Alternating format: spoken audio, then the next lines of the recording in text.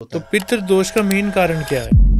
Sir ये जो हम पिंडदान करते हैं ये सिर्फ गया में और पेवा में ही क्यों किया जाता है? मैं अपने पूर्वजों के लिए उनकी शांति के लिए करा रहा हूँ। मैं यहाँ पे उन्हें छोड़ना नहीं चाहता। पितृदान नहीं करने मुझे। पितृपक्ष यानी श्राद्ध क्या होता है? पितृपक्ष कोई मायने ही नहीं रखता अगर आप डेली तर्पण नहीं हो रहा या हम अपनी लाइफ स्टाइल ढंग से नहीं जी रहे, तो पितृपक्ष कोई मायने नहीं रखता। मोस्टली आज के टाइम में 90% लोगों के घर में पितृदोष है। वो चाहते हैं आपकी हेल्प करना, वो चाहते हैं आपसे इनलाइन करना, आपका भला करना, बस आप इनर पहन के नहा लीजिए। 90% लोग आज डिवोर्स रेट हाई है, बेबीज को लेके परेशानी हो रही है। जो घर है, जितने पहले ज्वाइंट फैमिली थी, आज न्यूक्लियर फैमिलीज क्यों होती जा रही? रीजन है, लोग इसे समझ नहीं रहे हैं, सिर्फ इतना। सर जैसे पितृ जो हैं वो हमारे सपने में आते हैं, तो ये क्या आना अशुभ माना जाता है या शुभ माना जाता है, या इसको किस तरीके से देखना है? तो आपके जो सपने में दिखाई दे रहे हैं उन्हें शुभ अशुभ से छोड़कर ये समझे कि आपके पितरों को जरूरत है या वो जो कहना चाहते हैं उस पर ध्यान दें। जैसे कुछ लोग होते हैं जिनके संतान नहीं होती, उनका अब कैसे उद्धार होगा पितरों का? क्या कोई और उनका पितृदोष दूर कर सकता है या पिंडदान कर सकता है? पहली बात तो ये बहुत गलत मिथ्या बना रखी है कि बच्चे हो ही हो। आपके कर्म जितने हैं उस हिसाब से बच्चे हैं। लेकिन ये कैसे पता लगेगा हमारे कुल देवता और कुल देवी कौन है? आधों को तो पता ही नहीं होगा आज।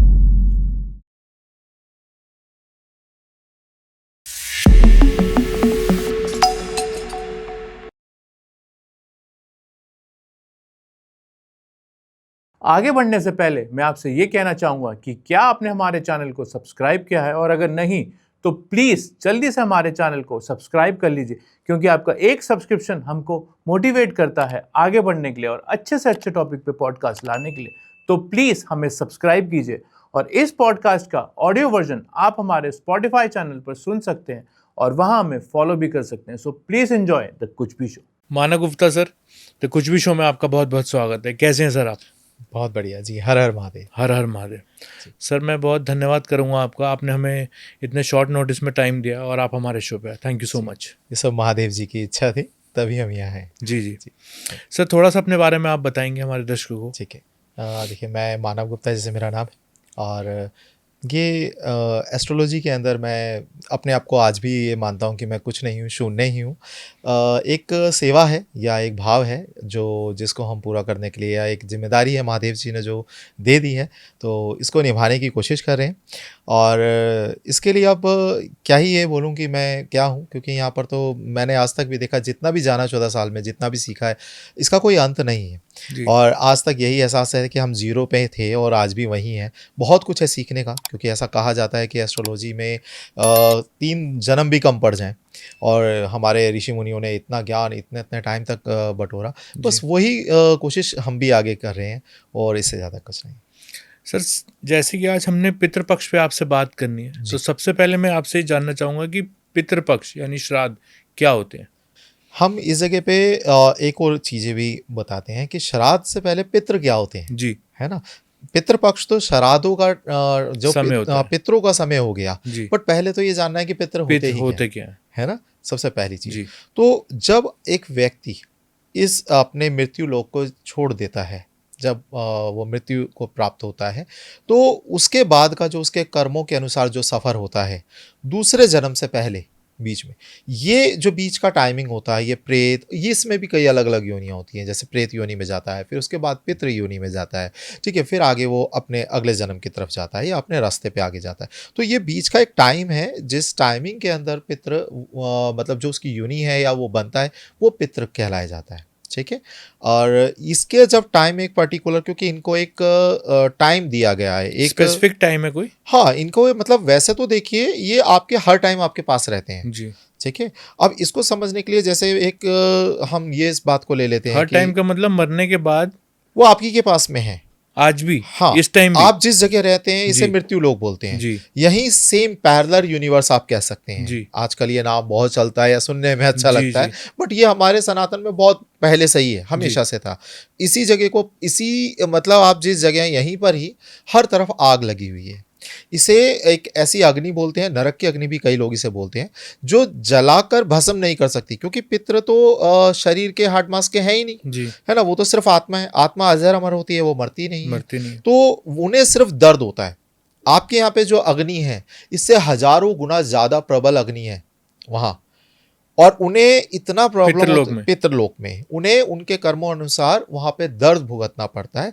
इसीलिए आपके यहाँ से मतलब हम लोगों से उनका संपर्क रहता है हर एक टाइम पर, ठीक है।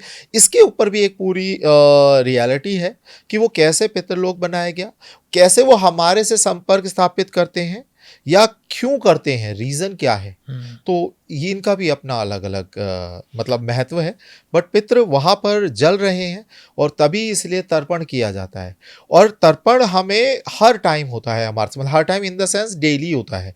लेकिन उस डेली के खाने के अंदर मतलब डेली की जो हम तर्पण का मतलब पानी जो देते हैं पितरों के निमित्त, पितरों के लिए, वो तर्पण कहलाया जाता है।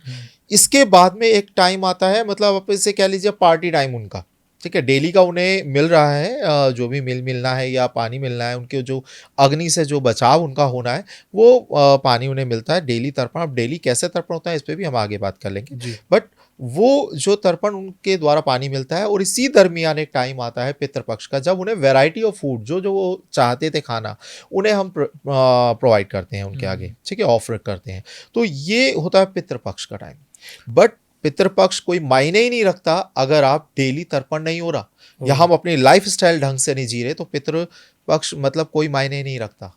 अगर आप सोचें कि पितरों की जाके कि साल में एक बार जाके गया में चले गए या कहीं चले गए, आप वहाँ जाके पूजा कर देंगे और उससे पितृ दोष आपका खत्म हो जाएगा, ये गलत फहमियाँ हैं। आप सोचें कि आपने अगर सिर्फ पितृपक्ष के टाइम में आप उनके लिए खाना निकाल रहे हैं या कहीं सोचते अरे हम तो हर अमावस पे निकालते हैं उनके लिए खाना, ये गलत फहमी है। ऐसे पितृ दोष आपने शायद पितरों को समझा ही नहीं फिर जो ऐसा करते हैं, है ना। कि ऐसा नहीं है कि आप महीने में एक बार उन्हें पूछ रहे हैं बाकी याद नहीं है। ऐसा नहीं होता कि आप 6 महीने में एक बार उन्हें पूछ रहे हैं फिर बाकी उनकी याद ही नहीं है। तो ये गलत चीज़ें हैं जी। लेकिन जो पितृपक्ष का महत्व होता है सर, वो थोड़ा सा आप थोड़ा विस्तार में बताएंगे जी। तो पितृपक्ष का महत्व समझने के लिए हमें पहले ये समझना होगा कि डेली रूटीन में उनको क्या चाहिए जी, है ना जी। तो तब हम जाके मतलब उस पे बात पे आएंगे कि 6 महीने में क्या चाहिए। पहले तो डेली की रूटीन की बात है। तो इससे पहले हम ये समझेंगे कि उन्हें चाहिए ही क्यों, सही बात, रीजन उन्हें क्या ऐसे वो आ गई। तो देखिए जब कर्मानुसार उस लोक में जाते हैं, जब जैसे स्टार्टिंग की हम बात करते हैं, एक पितृलोक जब स्टार्ट हुआ या ये यूनिवर्स से स्टार्ट हुआ, तो हम यहाँ पे मृत्यु लोक में जन्म लिया और जब यहाँ से ही देखिए आगे आने वाली जो जनरेशन उनके हम ही पितृ बनने वाले हैं, है ना। हमने यहाँ पे जो अपने कर्म करे उसी के अनुसार हमें योनि मिलेगी, ठीक है, उसी के अनुसार हमें प्रॉब्लम जो भी आनी है वो आएगी। जब ऐसे हमारे फोरफादर जो पितृ थे, जो मतलब आज की डेट में जो पितृ है जो हमारे पहले जनरेशन में वो तो अब सर कहीं जन्म ले चुके होंगे ना। हाँ, ये भी चीज हम कॉन्सेप्ट क्लियर करेंगे। बट पहले ये चीज समझ लेते हैं कि वहां जाके होता क्या है ना। तो जब वो जन्म वहां पे मतलब यहाँ से वो पूरे हुए, यहाँ से मृत्यु लोक को प्राप्त मतलब मृत्यु लोक से गए वो पितृलोक को प्राप्त हुए, तो वहां पे जब वहां पे हर तरफ आग लगी हुई थी जी। उन्होंने जब महादेव जी से रिक्वेस्ट करी, आदि योगी से ये रिक्वेस्ट करी कि देखो हर ये तो मैं यहाँ आकर जल रहा हूँ, मैं इसमें मैं चाहता था कि मैं दूसरी दुनिया में जब जाऊँगा तो वहाँ से अपने जो भी मेरी जनरेशन आगे जो भी मेरे बच्चे हैं उनके लिए एनर्जी यहाँ से वहाँ की तरफ भेजूंगा, ठीक है। अब ये एनर्जी भेजने का क्या सिस्टम है इसको भी साथ साथ में हम क्लियर करते हैं। आप मंदिर पे खड़े होते हैं, मंदिर पे आप जो धूप बत्ती करते हैं, जो भी आपके रिचुअल्स हैं वो करते हैं जी। आप वहाँ से पैसा मांगते हैं जी। आपने कभी देखा वहाँ से गड्डियाँ टपकते हुए? नहीं ना। फिर आप मंदिर में खड़े होकर क्यों पैसा मांगते हैं, कभी सोचा है? नहीं। आप वहां से मांगते हैं भगवान जिसके बच्चे नहीं है, भगवान मुझे बच्चा दे दो, कभी देखा कि मंदिर से वहां से बच्चा कैच करा रहे हैं कि लो जी ले लो? नहीं ना। फिर भी आप वहां पे खड़े होकर मांगते हैं, क्यों? क्योंकि आप आस्था है। एक्चुअली आस्था से भी पीछे का एक साइंस है। आज साइंस भी इस चीज को मानती है कि हम सब एनर्जी है, हर एक चीज यहाँ पर सब चीजें एनर्जी है और वहां हम खड़े होकर वही एनर्जी की डिमांड करते हैं। जब हम वहां से मांगते हैं तो हमें या किसी ना किसी बहाने से एनर्जी वहीं से आती है, बट यहाँ पर वो कोई और रूप ले लेती है, जो भी रूप में हमें चाहिए वो किसी ना किसी बहाने तक हम तक पहुंच जाती है। यही होता था पहले भी। हम इसी ऐसे ही सभ्यता के अनुसार जब हम मरे तो हमें ये पता है कि हाँ दूसरे दुनिया से एनर्जी यहाँ पे एक्सटेंड करी जाती है, दी जाती है। यही पितरों ने भी करा कि मैं बच्चों की हेल्प करूंगा वो एनर्जी यहाँ तक पहुंचाने में, और यही वो करते भी हैं, ठीक। तो उन्होंने जब ये हेल्प करने की सोची, तो अब जब हम मतलब ये कह लीजिए पितृ बने तो वहां पे जब गए वो तो हर जगह आग लगी हुई है। उन्होंने कहा महादेव जी जब मैं ही यहाँ पे तड़प रहा हूँ तो मैं अपने बच्चों की कैसे मदद कर पाऊंगा, मैं अपने ही परेशानियों में इस टाइम पे लिप्त हूँ, मैं अपने आप को बचाऊं, मैं उनको बेचारों को कैसे हेल्प कर पाऊंगा। तो वहां पर क्या था, वहां पे महादेव जी ने या आदि योगी जी ने एक गिव एंड टेक का रूल इशू कर दिया। देखिए कभी भी ना परमात्मा किसी के कर्म में नहीं फंसते हैं, कर्म आपके हैं, भुगतने आपके हैं, ठीक है, बस उसका जरिया तरीका बता देते हैं। अगर ऐसा नहीं होता तो हमारे नारायण जी जिन्होंने कृष्ण अवतार लिया वो चाहते तो महाभारत 1 सेकंड में खत्म कर देते, बट क्या ऐसा हुआ नहीं ना। वो उन्होंने कुछ ज्ञान देना है, तरीका देना है। ऐसे ही उन्होंने भी जो हमारे आदि योगी ने, परमात्मा ने, इन्होंने एक गिव एंड टेक का रूल इशू करा कि आप जब इतना, पितरों को बोला कि आप जब इतना कंसर्न कर रहे हो अपने बच्चों के लिए ना, और बच्चों को भी एनर्जी चाहिए आपसे, तो यहाँ पर एक गिव एंड टेक का रूल इशू कर देते हैं कि आपको इस आग से आपके बच्चे बचा सकते हैं। वो तर्पण जो करेंगे, उस तर्पण से जो भी जल वो अर्पित करेंगे, उससे यहाँ की आपकी आग से आपको शांति मिल जाएगी, और फिर आप यहाँ से उनको जो भी एनर्जी आप फ्लो करना चाहते हो आप उनके अनुसार कर सकते हो। इसके लिए उन्होंने एक पवित्र कपड़ा भी दिया जिसको बोलते हैं जनेऊ। जनेऊ तन ढकने के लिए नहीं था, है ना, कभी भी नहीं होता, यह अपितु आपके पवित्र कामों को करने के लिए था। ठीक है, जब भी आप उसे पहन के जो इतने भी सरोवर्स थे, गंगा जी, यमुना जी, जितनी भी नदियां थी पवित्र, जब इसमें स्नान करते थे आप, तो जनेऊ में से टपकता हुआ एक बूंद पानी का 1000वां छोटा हिस्सा ये पितरों को जाता है, और उनके लिए बहुत सफिशिएंट होता है ये डेली। तो पहले हम खुले में ऐसे ही नहाते थे, आज हमारे वो जो गंगा जमुना इसकी जगह किसने ले ली, छोटे से बाथरूम ने ले ली, एक बाल्टी पानी और मगे ने ले ली, है ना, वो चीजें तो फ्लो खत्म हो गया। दूसरा, फिर हमें जनेऊ की कभी अहमियत ही नहीं समझ में आई, वो भी उतार के फेंक दिया। हमें लगा कि कौन देख रहा है यहाँ पर, हमें कोई देखने वाला नहीं है, वो भी उतार के फेंक दिया। इसी जगह पर कृष्ण जी ने कहा था कि निर्वस्त्र होकर नहीं नहाना। जो उन्होंने कपड़े चुराए थे, लोगों ने उन्हीं का कैरेक्टर ही अलग बनाने लगे, लेकिन ऐसा नहीं था। उनके पीछे उनका ज्ञान था कि निर्वस्त्र होकर नहीं नहाना, क्योंकि जब आपका जनेऊ आपने हटाया तो आपके जनेऊ के अभाव की वजह से, हटाने की वजह से पितरों को अब आपके पहने हुए इनर में से टपकता हुआ पानी लेना पड़ा। अब सोचिए, उनका जो वरदान था हमने अपने अज्ञानता से अभिशाप बना दिया। कितना गंदा लगता है ना सोचते हुए कि मतलब हम जो अपने अंदर के कपड़े हैं उससे जो पानी टपक रहा है वो हमारे पितरों को जा रहा है, जबकि वो जनेऊ से जाना चाहिए, जनेऊ से जाना चाहिए, वो उससे जा रहा है। और ये एक बहुत बड़ी विडम्बना, इसमें भी उन्होंने काम चला लिया। तो इसी से क्या पितृदोष होता है? ये इससे भी आगे बढ़ा एक और स्टेप है, इससे भी बड़ा एक और स्टेप है। वो ये है कि यहां पर भी उन्होंने काम चला लिया था कि कोई बात नहीं है, तो मेरे ही बच्चे, ठीक है, मैं इसमें से भी ले लूंगा, कोई बात नहीं, यहां तक। लेकिन आज जो हमारे कल्चर या आजकल जो एडवांस चीजें बनती जा रही है, जो हमारे सनातन की जो ज्ञान है, ये छोड़ते जा रहे हैं। इस आज के टाइम पे लोगों ने वो भी पहनना छोड़ दिया कि कौन हमें देख रहा है। इसकी वजह से पितृदोष लग रहा है। जब आप बाथरूम में खड़े होते हैं तो आपके पितृ वहां पर वेट कर रहे होते हैं कि हमें यहां से हमें जो मिलने वाला पानी है वो मिले, लेकिन उन्हें नहीं पहुंच पा रहा। अब यही जगह आप अपनी जगह पे सोच के देखें कि आप यहाँ पर बैठे हैं, आपके सामने आपके अगर बच्चे हैं, वो खूब डेली खाना खा रहे हैं, पार्टी कर रहे हैं डेली, और आपको सामने भूखा प्यासा रख रखा है, तो आप कितने टाइम तक उनसे प्यार करोगे? एक दिन? लेकिन उनको तो पता ही नहीं है कि हमारे पितर यहाँ हैं। यही तो मेन चीज है। उनको पता ही नहीं, अगर वो बाथरूम में निवस्त्र नहा रहे हैं तो उनको तो पता ही नहीं कि हमें जनेऊ या कोई वस्त्र पहन के नहाना चाहिए। इस पे भी हम आएंगे। उन्हें पता ही नहीं है ये बात, जो बात आप बता रहे हैं। पितृ हमें बताते हैं, पितृ की लैंग्वेज बस हम नहीं समझ पा रहे, या आजकल जो ज्ञाता है वो हमें समझा नहीं पा रहे। पितृ आपको बताते हैं कैसे? जितने भी ज्ञान है। देखिए, आपको वास्तु के हिसाब से बताता हूँ जी, ठीक है। वास्तु के अंदर साउथ वेस्ट एरिया पितरों का होता है, वहां पे आपके 45 जो घर में देव हैं, इनमें से एक पितृ भी है आपके साउथ वेस्ट के एरिया में होते हैं।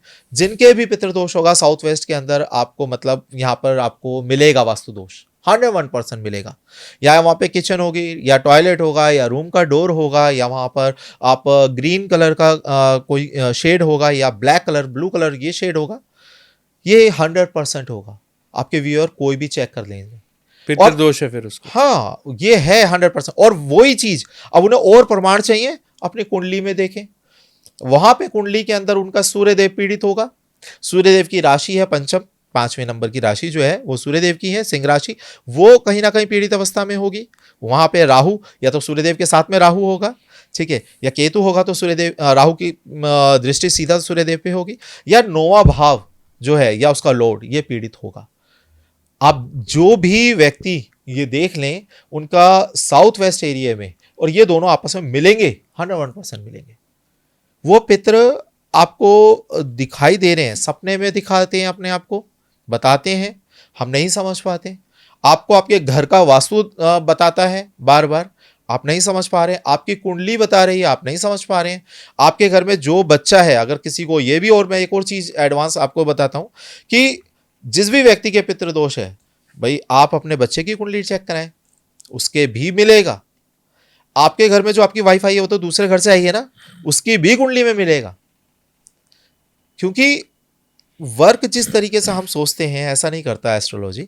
आप जैसे एरोप्लेन लैंड करता है ना, तो वहाँ पे जो से पहले से पता है कि कहाँ उसका रनवे है, वो वहीं लैंड करता है। ऐसे ही आत्मा भेजी वैसी जाती है जिसके कर्म आपके घर से मैच हो। आप अपने घर के अंदर किचन आप गलत डायरेक्शन में कर दीजिए, आपके जो भी घर में जन्म लेगा संतान, उसके मंगल दोष आएगा, मंगल का दिक्कत रहेगी उसकी कुंडली में। हर चीज एक दूसरे से लाइन है।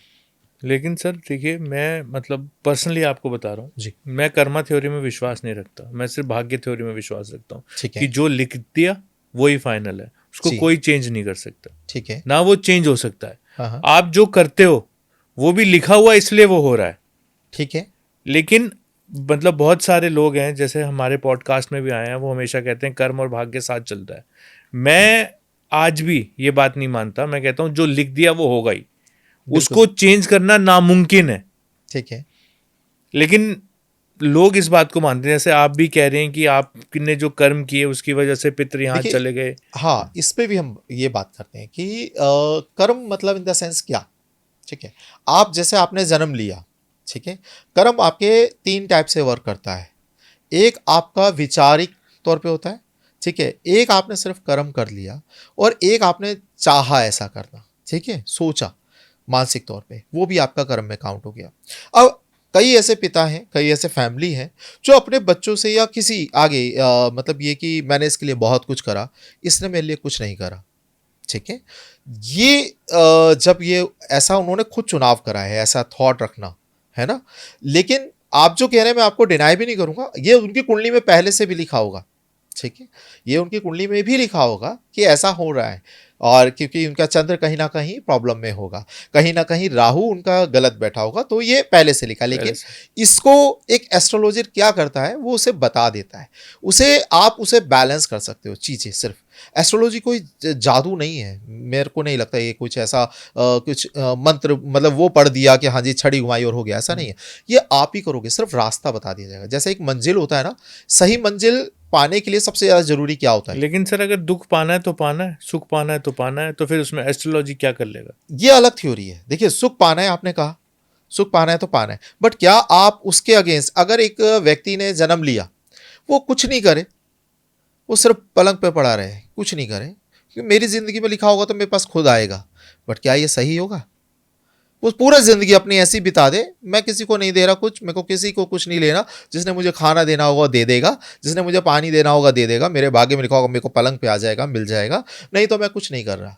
ये क्या कॉन्सेप्ट बैठ पाएगा? अगर कर्म आपकी तरफ से नहीं है तो क्या ये कॉन्सेप्ट बैठ पाएगा? मैंने देखा है बैठा हुआ। नहीं, देखा अलग बात है। देखिए, आपको प्रैक्टिकल खाना, मैं आपको थाली में लगा के खाना देता हूँ, आप खाओगे, वो कर्म नहीं होगा क्या?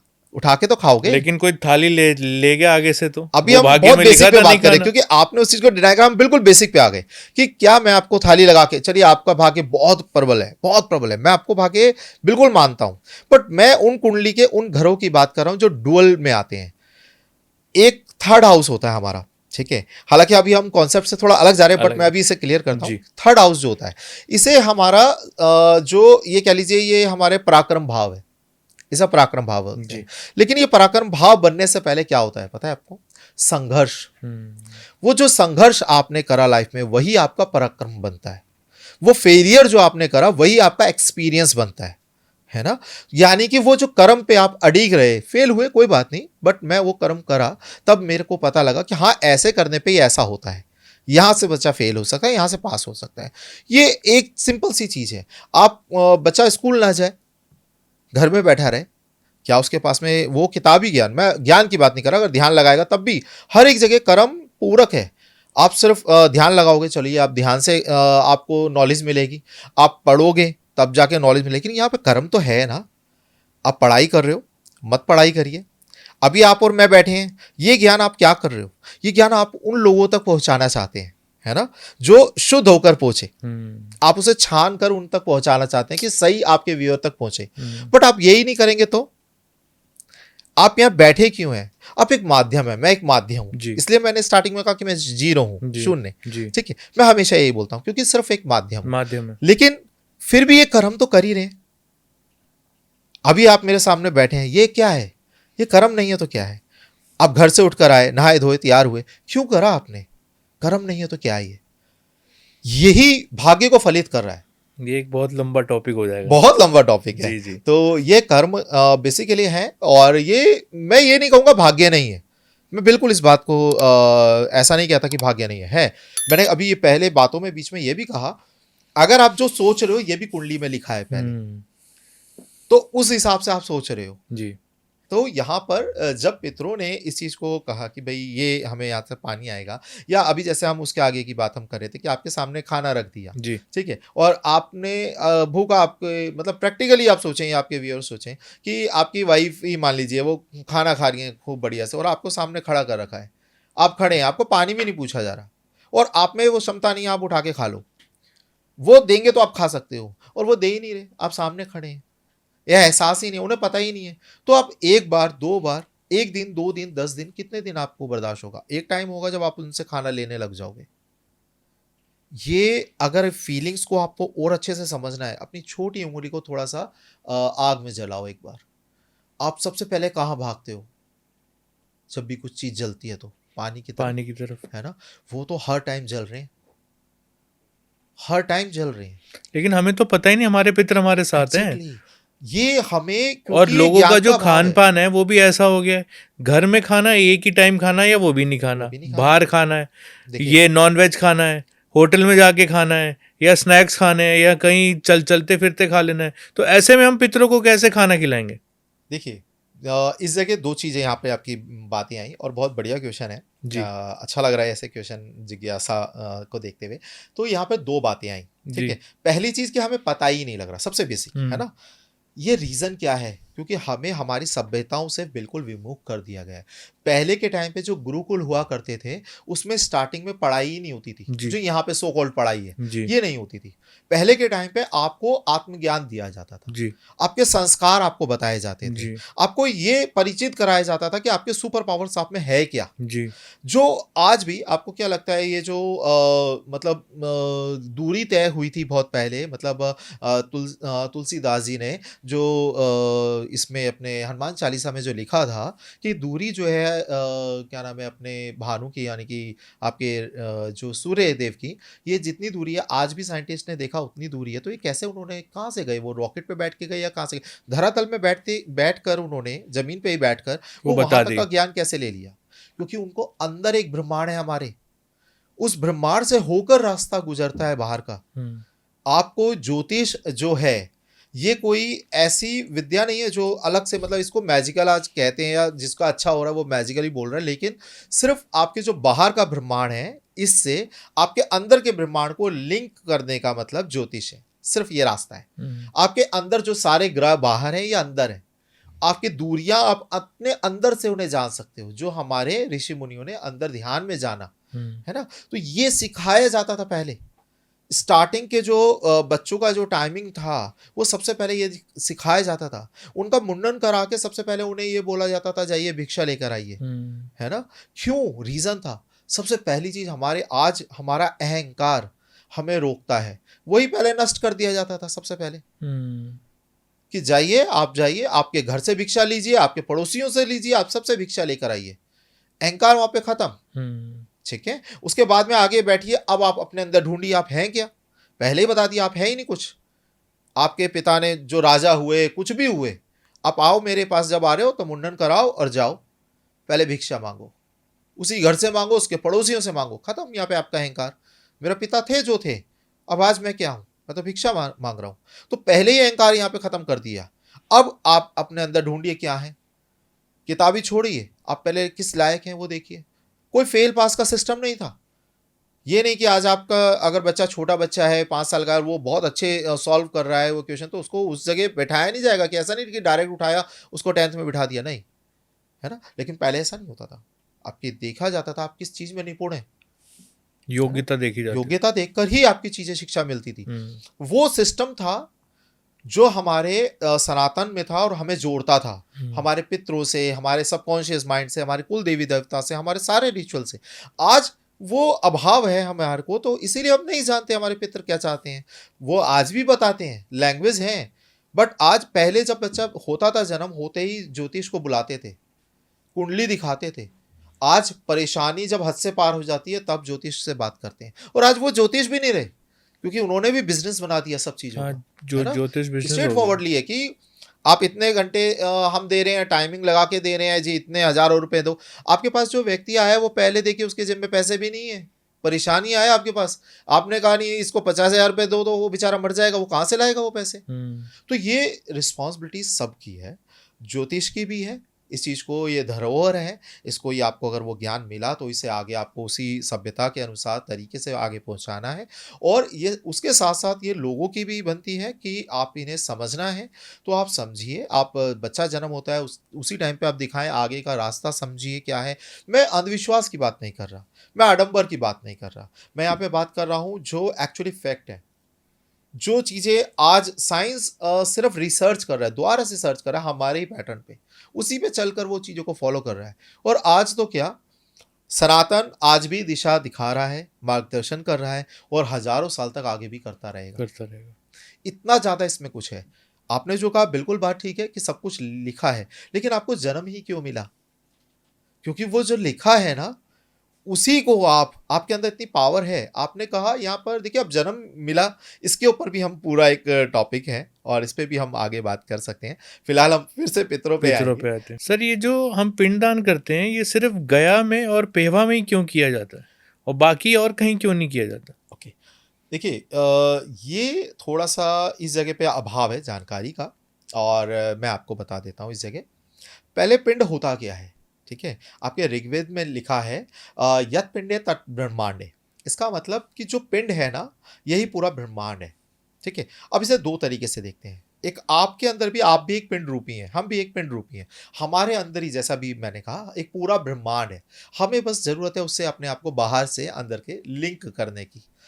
ऐसे ही जो आप पिंडदान दे रहे हैं, ये पिंडदान क्यों दे रहे हैं, इसको अभिमंत्रित करके, इसके अंदर जितनी भी जो सामग्री डालकर, ये इसीलिए दिया जाता है ताकि जो भी आपके पितृ हैं, इनका एक सूक्ष्म शरीर बन पाए। अब पितरों के पास क्या नहीं है जो उन्हें चाहिए? जब इतना वो हमें दे रहे हैं तो उनके पास ऐसा क्या नहीं है? तो एक चीज समझेंगे कि आपने जो जन्म लिया, आपकी तीन चीजें आपके पास में आई। एक तो ये हम पहले ही बता चुके कि आपका सुपर पावर क्या है आपकी। एक आपका सबकॉन्शियस माइंड, एक आपकी कुल देवी देवता, एक आपके पितृ, है ना। बट आपने जो जन्म लिया, जो पितरों के पास नहीं है, ये आपके पास क्या है?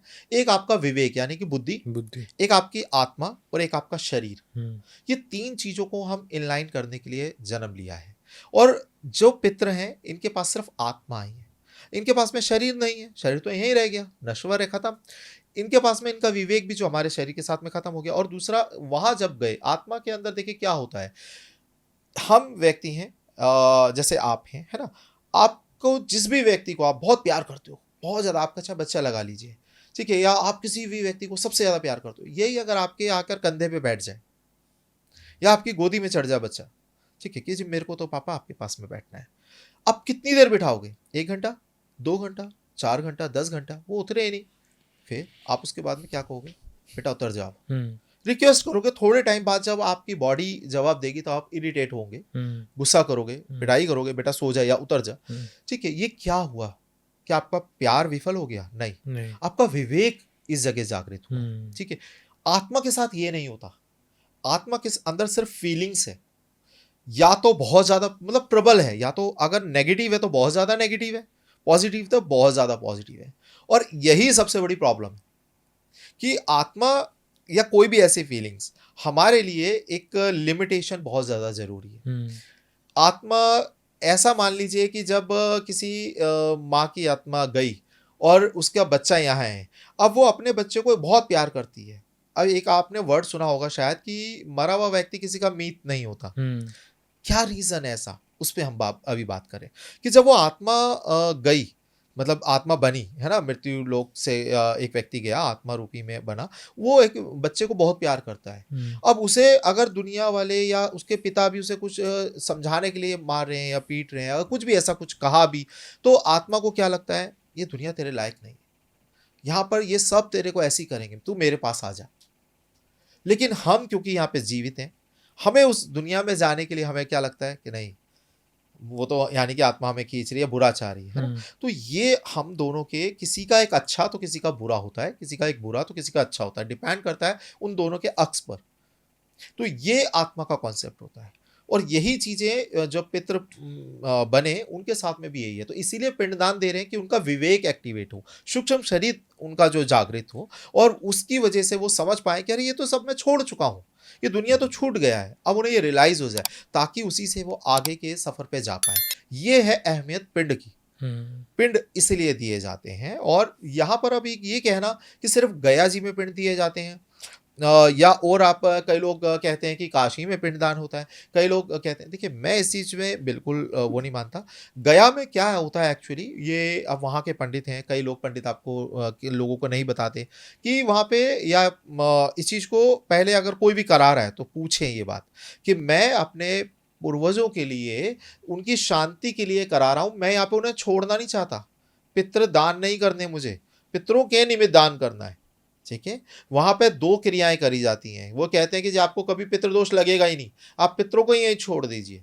तो वहां पे पितरों को बिठा दिया जाता है और आपको भेज दिया जाता है, आप जाओ। लेकिन आपकी एक सुपर पावर तो चली गई भाई। आपके हाथ में अगर कोई कष्ट हो गया, कोई चोट लग गई, आप उसे काट थोड़ा ना दोगे, उसका इलाज करोगे ना। आपके अगर पितृ हैं जो परेशान हैं, उन्हें समझिए, उनका कॉन्सेप्ट समझिए, उनको खोजिए, उनको जानिए कैसे चीज़ें बैलेंस हो सकती हैं, उनके निमित्त आप क्या कर सकते हैं। उनसे गिव एंड टेक का रूल है, वही है जो आपकी एनर्जी आपके घर के दरवाजे तक लाके छोड़ते हैं। जो आपको चाहिए वो आपके दरवाजे पर लाके छोड़ देंगे, और वही इतने पावरफुल है कि अगर वो बिगड़ गए तो आपकी कुल देवी देवता को बाहर छोड़ देते हैं, बाहर खड़ा कर देते हैं, घर के अंदर नहीं जाने देते कि जब हमारी पूछ नहीं, आप इस घर के अंदर कैसे जा रहे हो। इसीलिए लोग कहते हैं हम इतनी पूजा पाठ कर रहे हैं, हम इतना सब कुछ सब चीज़ें कर रहे हैं घर में, और हमें कोई फ़र्क ही नहीं पड़ रहा घर में, या जो भी हम इतना कुल देवी को मना रहे हैं, सब देवी देवता को, लेकिन कुछ हमारे को फ़र्क ही नहीं पड़ रहा। मतलब पितृ पहले आते हैं और कुल देवी देवता बाद में आते हैं। ये एक दूसरे के पूरक हैं। आपका सबकॉन्शियस माइंड, आपके कुल देवी देवता, आपके पितृ, ये एक दूसरे के पूरक हैं, ठीक है। जैसे पितृ दोष होता है ऐसे कुल दोष होता है। तो पितृ दोष का मेन कारण क्या है? मेन कारण यही है, देखिए 3 कारण होते हैं बेसिकली। एक कि उन्हें जो चाहिए उन्हें नहीं मिल पा रहा, जहां अब वो कैसे पता करें उन्हें क्या चाहिए? सिंपल है, कुछ नहीं है, बहुत बड़ी बात नहीं मांग रहे वो। पहली बात तो आप उन्हें मतलब छोटी सी चीज के लिए यहाँ पे हम कर रहे हैं, डेली का उन्हें पानी मिल जाए। वो कैसे देंगे? सिंपल है, इनर पहन के नहा लीजिए, दैट्स इट। कुछ नहीं है, बहुत बड़ा रॉकेट साइंस नहीं है। पितृ कुछ नहीं आपसे मांग रहे, कोई दुश्मन नहीं है। वो चाहते हैं आपसे आपकी हेल्प करना, वो चाहते हैं आपसे इनलाइन करना, आपका भला करना। बस आप इनर पहन के नहा लीजिए, पहली चीज़ ये हो गई। दूसरी चीज़, उनका स्थान है आपके जो मेन चौखट होती है, आपका जो घर की जो मेन स्टार्टिंग का गेट है, जो चौखट है, इसके जस्ट बाहर का स्थान आपके पितरों का होता है। जो मेन चौखट होती है, इस पे स्थान जो होता है अंदर, ये आपकी कुल देवी का होता है अंदर का। इसीलिए पहले के टाइम जो लोग हैं वो चौखट को ऊंचा उठा के बनाते थे नीचे से। रीज़न यही था कि उस पर कोई खड़ा ना हो, पैर ना रखे, क्योंकि वो स्थान कुल देवी का होता है, वहीं से आपको अंदर आती है। वो वहां से अंदर तक आने का कोई भी एनर्जी है, पितृ आपके बाहर तक छोड़ देते हैं लाकर। वहां से आपके अंदर लाने के लिए वाहक के रूप में आपके कुल देवी देवता हैं, वो आपका काम करते हैं। इनको इनलाइन करना है बस। आपके जो भी, मतलब आप जब भी मीठा लेकर आ रहे हो घर में, आपने सुना होगा पहले जो पहले के लोग कहते थे, कभी भी मीठा ला रहे हो इसमें से थोड़ा सा तोड़ के बाहर डाल दो। सुना है ना, ये चीज़ें होती थी। क्यों होती थी? कई लोग इसमें, वो पूरा हमारे तक वो ज्ञान आ नहीं पाया एक्चुअली, मतलब पूरा डिकोड नहीं करा कि होती है तो क्यों होता है। क्या उसमें कोई ये ऐसा सोच लिया कि भूत कोई चिपट के आ गया, नेगेटिव एनर्जी चिपट के आ गई? क्या अगर आई तो आप, वो इतनी शरीफ होगी जो इतना सा तोड़ के आप बाहर डालोगे उसमें मान जाएगी?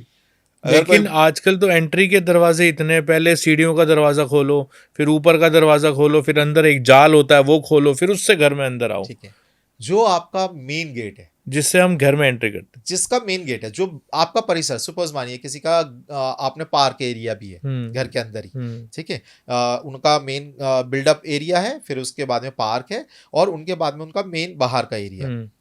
अगर ये मकान मतलब जैसे इसमें मल्टी स्टोरी नहीं है, आपके यहाँ पर कोई और पर अलग रहते हैं लोग, तो आपका कौन सा एरिया मेन बन जाएगा? आपका जो बिल्डअप एरिया है, हम्म। आपका फ्लैट का हम्म। जो बाहर का गेट है वो। हम्म। अगर ये सिंगल स्टोरी है, सिंगल स्टोरी आप ही का है, तो आपका जो मेन डोर है वो बन जाएगा वो बाहर बन का, जाएगा। जो पार्क साइड के भी बाहर का है, हम्म। आप वहां कर सकते हो, ठीक है। और ये जगह हो गई स्थान। यहाँ पर आपको सिर्फ जो भी मिठाई, जो भी आप घर में लेकर आ रहे हो, दूसरा पितृदोष इससे लगता है। आप कुछ भी, क्योंकि उनका सबसे ज़्यादा ये कह लीजिए एक आत्माओं का, प्रेतों का सबसे ज़्यादा एक मीठे में ज़्यादा अट्रैक्शन होता है उनका। तो जो एरिया है, आप उस एरिया को, जब भी जो भी व्यक्ति मीठा लाकर घर में खाते हैं, इससे भी एक पितृदोष लगता है। इसीलिए हमारे जो बड़े कह के गए वो गलत नहीं कह के गए। जब भी कोई भी मीठा लाओ घर में, थोड़ा सा तोड़ो, उसे बाहर डालो। वो किसी भी भूतों के लिए नहीं था, किसी भी नेगेटिव चीज के लिए नहीं था। अगर पितरों के लिए नेगेटिव था। होगी तो सिर्फ ऐसा नहीं है कि गुलाब जामुन का एक ही छोटा सा पार्ट लेके मान जाएगी, वो पूरा ही लेगी, है ना। वो पितरों के लिए होता था। क्या आप, क्या हम वो मिठाई अंदर ले जाके फिर बाहर लाके डाल हाँ सकते हाँ हैं? हाँ, ऐसा कर सकते कर हैं, ऐसा सकते ही हैं। करना भी चाहिए। आप कोई भी मिठाई लाए हो, पहले घर में लेके जाएं, फिर उसमें से थोड़ा सा तोड़ें, घर के बाहर जाएं, वहां जाके चढ़ाएं। अब किसी के घर मिठाई नहीं आती तो? घर में बनती हो, अच्छा। कोई तो मीठा खा रहा है हम्म। घर में, कुछ भी मीठा। कोई भी घर में भी बन रहा है, चाहे हम्म। कोई भी मीठा हो रहा है घर में, अगर खाया जा रहा है, घर में अगर लाया जा रहा है, बाहर से कोई अगर आ रहा है, ठीक है, आपको किसी ने प्रसाद दे दिया है, किसी ने गिफ्ट दे दिया है मिठाई, आपके चौखट से जो चीज़ अंदर आ रही है, भाई आपके सामने आपकी फैमिली में बच्चा लाके कुछ खा रहा है, आप उसे बोलेंगे नहीं कि क्या खा रहा है बेटा, कहाँ से लाए, क्या किसने दिया, हम्म। या खा रहा है तो अकेले अकेले खा रहा है हम्म। भाई, कोई भी ऐसा मीठा आएगा अकेले अकेले खत्म कर दिया। तो ये वो आपके साथ हैं, इतने से में राजी है।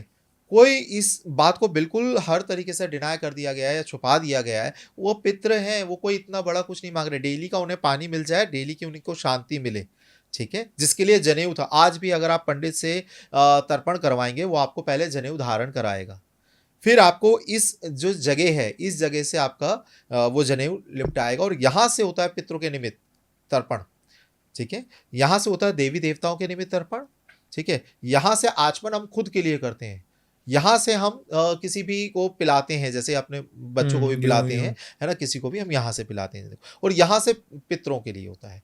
तो यहाँ पर वो आपके जनेऊ आपको पहनाकर यहाँ पे अटकवाएगा, और फिर यहीं से तर्पण करवाएगा पंडित जी, ठीक है। अब ये आप समझिए कि आप बहुत छोटी छोटी चीज हम छोड़ते जा रहे हैं। लेकिन अगर हम जनेऊ पहन के नहाते हैं तो उससे पितृदोष हटेगा? हाँ, काफी बहुत। अगर आप जनेऊ का जो प्रोसेस है, ठीक है, क्योंकि उसका अलग प्रोसेस है, अगर वो आप करते हैं तो बहुत हद तक पितृदोष शांत मतलब होता है। ऐसे नहीं पहन सकते, उसको करवाना पड़ता है? हाँ, उसके लिए करवाना पड़ता है। करवाना इन द सेंस, देखिए कि जब जनेऊ एक बहुत शुद्ध कपड़ा है, पवित्र कपड़ा है। जब भी आप टॉयलेट जा रहे हैं तो उसे अपने कान में, जैसे आपने देखा होगा पंडितों को भी और चीज़ों को भी कान में लपेटते हैं। कुछ ऐसा खा रहे हैं, कुछ ऐसी चीज़ें, तो जनेऊ धारण करके वो नहीं खाना चाहिए। तो ऐसी चीज़ों में, और ये पहले भी पता था कलयुग में ऐसा होगा, जैसे आपने कहा सब कुछ लिखा है, पहले पता था, इसलिए उन्होंने पहले से ही सोच कर रखा, ठीक है इनर्स में से भी चल जाएगा तो भी काम हो जाएगा। इतना भी आज का युग का एक व्यक्ति इतना भी कर ले, इनर्स पहन के नहाना स्टार्ट कर ले, ये भी बहुत है। इससे पितृदोष हट जाएगा? ये भी देखिए, हट जाएगा एक अलग वर्ड है।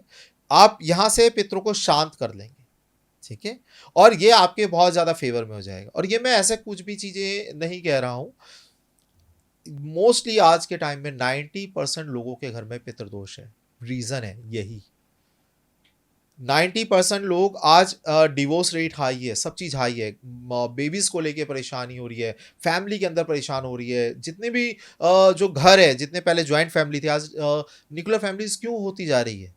रीज़न है, लोग इसे समझ नहीं रहे हैं। सिर्फ इतना पितृ बता रहे हैं, उनकी लैंग्वेज है ना, उनके तरीके हैं, आपको कैसे जानना है? आपको परेशानी बहुत लास्ट में जाके आपको परेशानियां आगे जाके आती हैं। पितृ दोष किसी के बच्चे की कुंडली मतलब में आया, तो इसका मतलब ये नहीं है उस बच्चे ने कुछ पितरों को प्रॉब्लम करी है।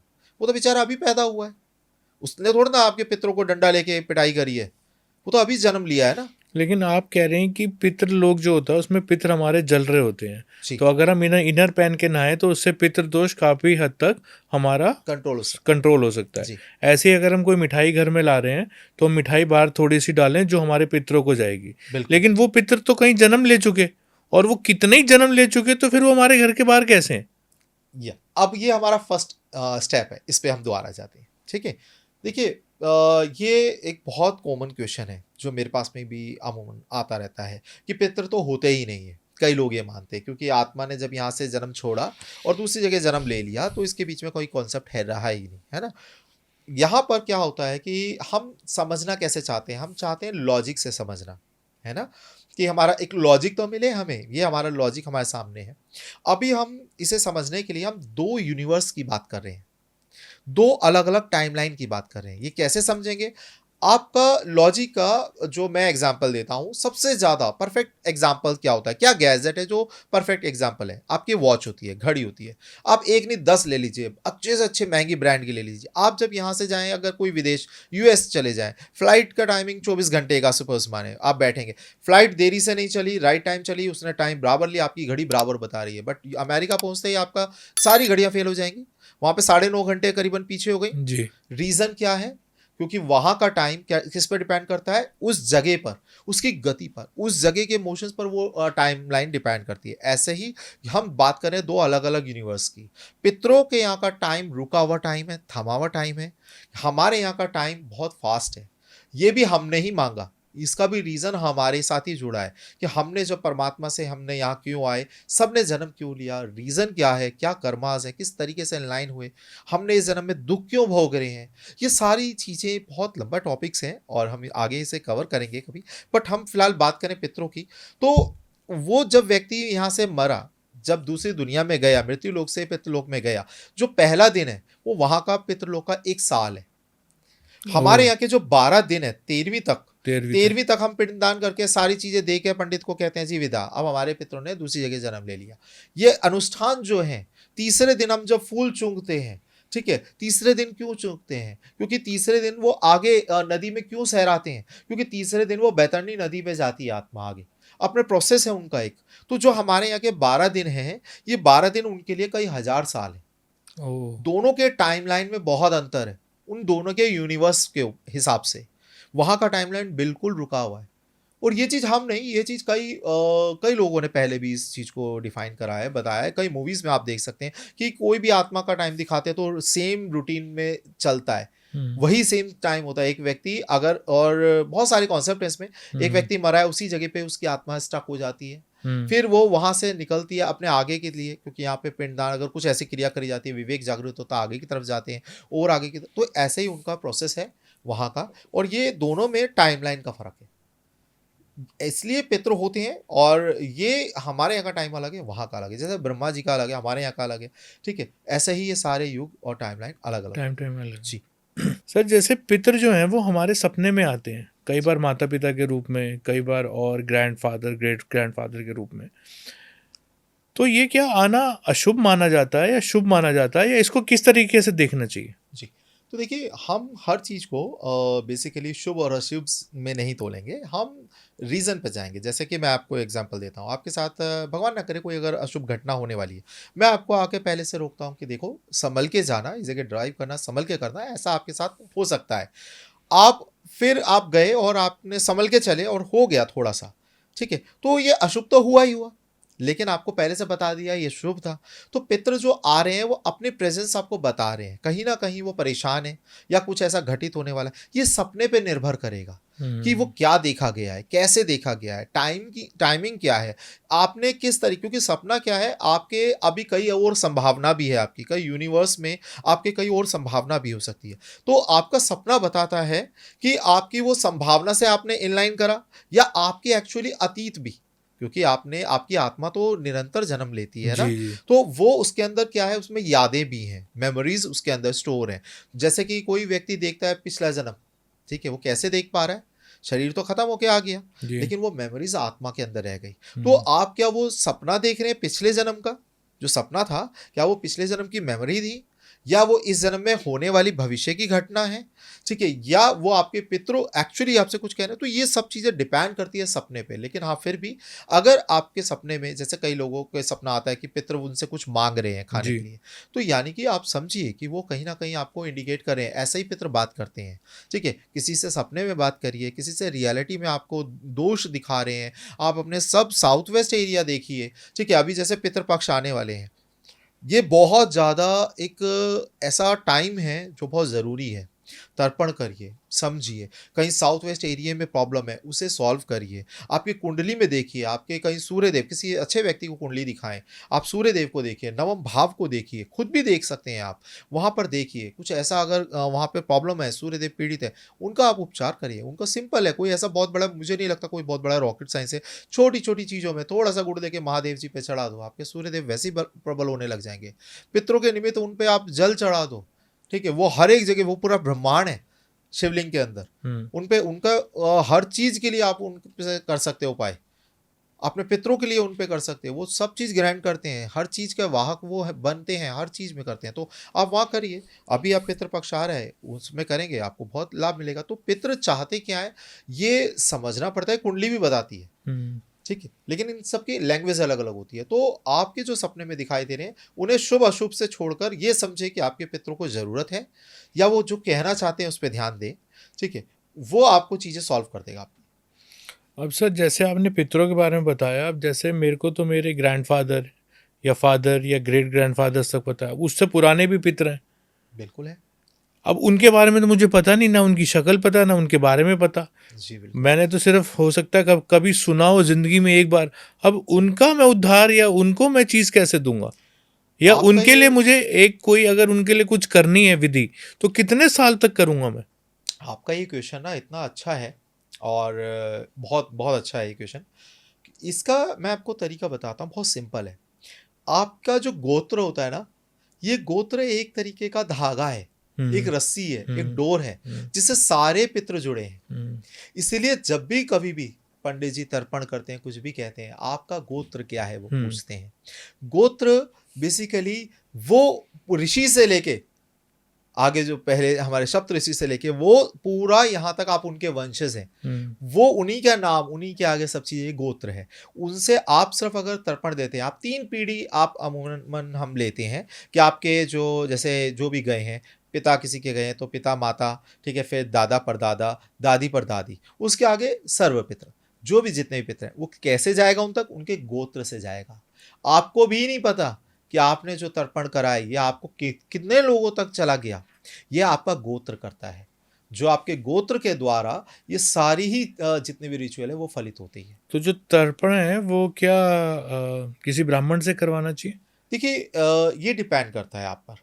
अगर आप किसी ब्राह्मण को बुला के करा रहे हैं, अब जैसे ये अगर कोई यूनिक टाइम है या ऐसा कुछ है, अमावस है, ब्राह्मण से कराते हैं, बहुत अच्छी बात है। देखिए, आजकल हर किसी के पास में एक लिमिटेड अमाउंट हो गया, खर्चे ज़्यादा हो गए, डेली ब्राह्मण नहीं बुला सकता, कोई दिक्कत नहीं है। डेली कप इनर पहन के नहा लीजिए, आप महीने में एक बार आप क्या नाम है, अमावस पे करा लीजिए। नहीं करा सकते हैं कोई बात नहीं, आप पितृपक्ष के अंदर एक बार तर्पण करा लीजिए, या आप जो अपने पिंडदान करवा सकते हैं। अब कई लोग इसमें ये भी कहते हैं कि पिंडदान, जैसे अभी आपने भी कहा कि पिंडदान सिर्फ वहाँ होता है, ऐसा नहीं है। पिंडदान अगर कोई अच्छा ब्राह्मण है आपके घर में भी कर सकता है। वो पितरों को बुलाने की, वहाँ पे पिंडदान करवाने की ताकत रखता है, और पितरों को वापस भी भेजने की ताकत रखता है। वो आपको बोलेगा ये जो जितना पिंडदान करा है सब चीज़ करिए, अब ये जितना भी हो गया, तर्पण हो गया, सब कुछ आपके घर में बिठा के भी हो सकता है, और इसको उठा के आप पीपल पे रखे आए। ये भी प्रोसेस है, बट इससे क्या है, जो लोग इससे थोड़ा सा जितने आजकल के जो ब्राह्मण हैं वो थोड़ा सा साइड हटते हैं कि नहीं आप ये ना करें। कईयों ने, जैसे कि अभी एक मेरे पास में रिसेंटली एक केस है ऐसा, उन्हों को वो पूजा करवा दी उन्होंने, जो कि जो ये पितरों को वहाँ पे छुड़वा दिया गया जी के अंदर। अब उन्होंने उनसे लिए करीबन लाख रुपए लिए, जो हमारे जो जातक है उनसे किसी एक पंडित ने लाख रुपए लिए कि मैं आपके पिंड कभी पितृ दोष नहीं लगेगा, ये नहीं होगा, वो नहीं होगा, आपके आप मेरे को लेके चलो। उन्होंने गया जाके पूजा कराई, लाख रुपए ले ली भी लिए, वहाँ पे कह दिया कि आपके पितृदोष मतलब खत्म हो गया, अब नहीं लगेगा। वापस आए, उनके घर में प्रॉब्लम पहले जो थी उससे ज़्यादा मल्टीप्लाई हो गई, प्रॉब्लम बढ़ गई। अब वो उन्होंने वो पंडित छोड़ दिया। अब आज भी पंडित को जब उनसे बात करते हैं कि सर हम ये पूजा करा लें, वो कहते हैं नहीं नहीं मत कराओ, क्योंकि पिंड जो पितृ हैं वो तो छूट गए हैं, आप पिंडदान मत करो, कुछ मत करो। ऐसा नहीं होता है। पितृ वो चीज़ नहीं है कि आप छोड़ दो, छोड़ भी दोगे तो आप अपना ही हाथ काट रहे हो, ठीक है, अपनी ही पावर को कम कर रहे हो। वो आपकी जो चीज़ें आपके दरवाजे तक लाने की एनर्जी है, उनमें अंदर लाने की एनर्जी आपकी किस में है, आपकी कुल देवी देवता में। कुलदेवी। इनको आप छोड़ ही नहीं सकते हो, इनको ये प्रोसेस अच्छा नहीं है। अब लेकिन कई लोगों के पितृ बहुत ज़्यादा परेशान कर रहे हैं, दुखी कर रहे हैं, बहुत टाइम से पितृदोष चल रहा है, समझ नहीं पा रहे वो भी कि कैसे मनाएं, वो बहुत ज़्यादा परेशान है। तो इस कंडीशन में वो पितरों को वहाँ पे छुड़वा देते हैं कि चलो अब इससे भला हो जाएगा, लेकिन ऐसा नहीं होता है मोस्टली, ठीक है। आपके ये जितने भी व्यूअर हैं ये भी बता सकते हैं कि कितनों को लाभ हुआ, ऐसा लाभ नहीं होता है। आप उनके निमित्त करिए, आप जाके तर्पण करिए, आप जाके उनका मतलब आप घर में भी बैठ के तर्पण कर सकते हैं, अच्छे ब्राह्मण को बुलाएं, तर्पण करें, आप पिंडदान करवाएं। अगर घर के बाहर भी होता है कोई एरिया में, वहाँ जाके आप करें, लेकिन करें, उनको ज़रूरत है इस चीज़ की। सर जैसे कि अब हमें नहीं पता कि हमारे जो पूर्वज हैं उनकी मृत्यु किस दिन हुई, जी या क्योंकि जो हिंदी कैलेंडर के हिसाब से होता है प्रथम द्वितीय जी जी तृतीय चतुर्थी पंचमी षष्ठी, बिल्कुल और ऐसे ही आई थिंक जो नवरात्रि से पहले जो पितृपक्ष आता है 15-16 दिन का, जी तो कई लोग अमावस वाले दिन कर देते हैं कि हाँ हमने अपने 4-5 पितृ थे जो कोई प्रथम को किसी की डेथ हुई या किसी की या जिसका चतुर्थी तो पता हुई नहीं है जिसका किस। पता नहीं है, हाँ जी तो क्या वो करना सही है कि एक ही दिन में आपने 16 दिन का काम कर दिया जी और वो देखिए, वहां पहुंचता भी है या नहीं? हाँ 16 दिन का काम नहीं हुआ है ये, क्योंकि पितृ जो जो भी गए, जब भी पूरे हुए, यानी कि जब भी उनकी मृत्यु हुई, वो तो किसी एक ही दिन हुई, एक ही दिन। है ना। उस एक दिन को हमने शिफ्ट उस दिन कर दिया, अगर आपको पता नहीं है तो। क्योंकि जो अमावस्या है ये उस टाइम पे बहुत ज़्यादा मतलब ये आप खगोलीय घटना भी कह लीजिए, या इस टाइमिंग पर जितने भी ऐसे कर्मकांड हैं ये ज़्यादा प्रभावी हो जाते हैं, इसीलिए उस दिन कर देते हैं। बट 16 दिन का नहीं कराए। अगर आपको पता है कि आपके जो भी पूर्वज हैं 21 दिन पूरे हुए, तो उस दिन कराए, ठीक है। अगर नहीं पता है कि हाँ जी कब गए, तो आप अमावस्या पे करा सकते हैं। आप सिर्फ एक दिन को एक दिन से चेंज कर रहे हैं, मतलब उस दिन का काम आप और प्रबल जो डेट है उसमें आप करा रहे हैं। लेकिन हमको तो सारे पूर्वज का करना है ना, जैसे अगर मेरे पिताजी हैं उनकी मृत्यु लेट से द्वितीय पर हुई, हाँ, और ठीक मेरे है, जो ग्रेट ग्रैंडफादर है उनकी किसी की पंचमी पे चतुर्थी हुई पे कि हुई, पंचमी पे हुई। तो अब इसको कैसे मैनेज किया जाए एक दिन इनको से? आप जब भी आप तर्पण करते हैं, जब भी पिंडदान करते हैं, तो वहाँ पे अलग-अलग पिंड बनाए जाते हैं। एक आपके दादा के लिए, एक परदादा के लिए, एक दादी के लिए, तो अलग-अलग भाग हो गया ना। या आप जो जब भी तर्पण कर रहे हैं, आप चाहे ऐसे-ऐसे आपने अपने पिता के लिए करा, सपोज़ माने कि अगर किसी ने अपने पिता के लिए करा, तो वो चतुर्थी को गए, ठीक है, उन्होंने चतुर्थी पे सपोज़ करा।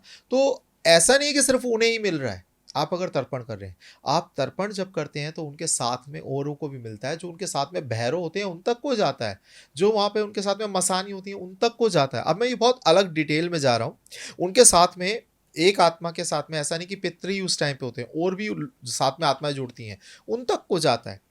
तो जब आप तर्पण कर रहे हैं, तो ये अब आप जब स्कूल में हम खाना खाते थे तो हम शेयर करके खाते थे, आज भी हम ऑफिस में जाते हैं एक दूसरे को शेयर कर देते हैं, है ना। जब बैठते हैं कि हाँ भाई आप क्या लाए हो, चलो हम शेयर करते हैं, ये सब चीज़ें होती हैं। अगर पानी मिलता है तो ऐसा नहीं कि एक को ही मिलता है।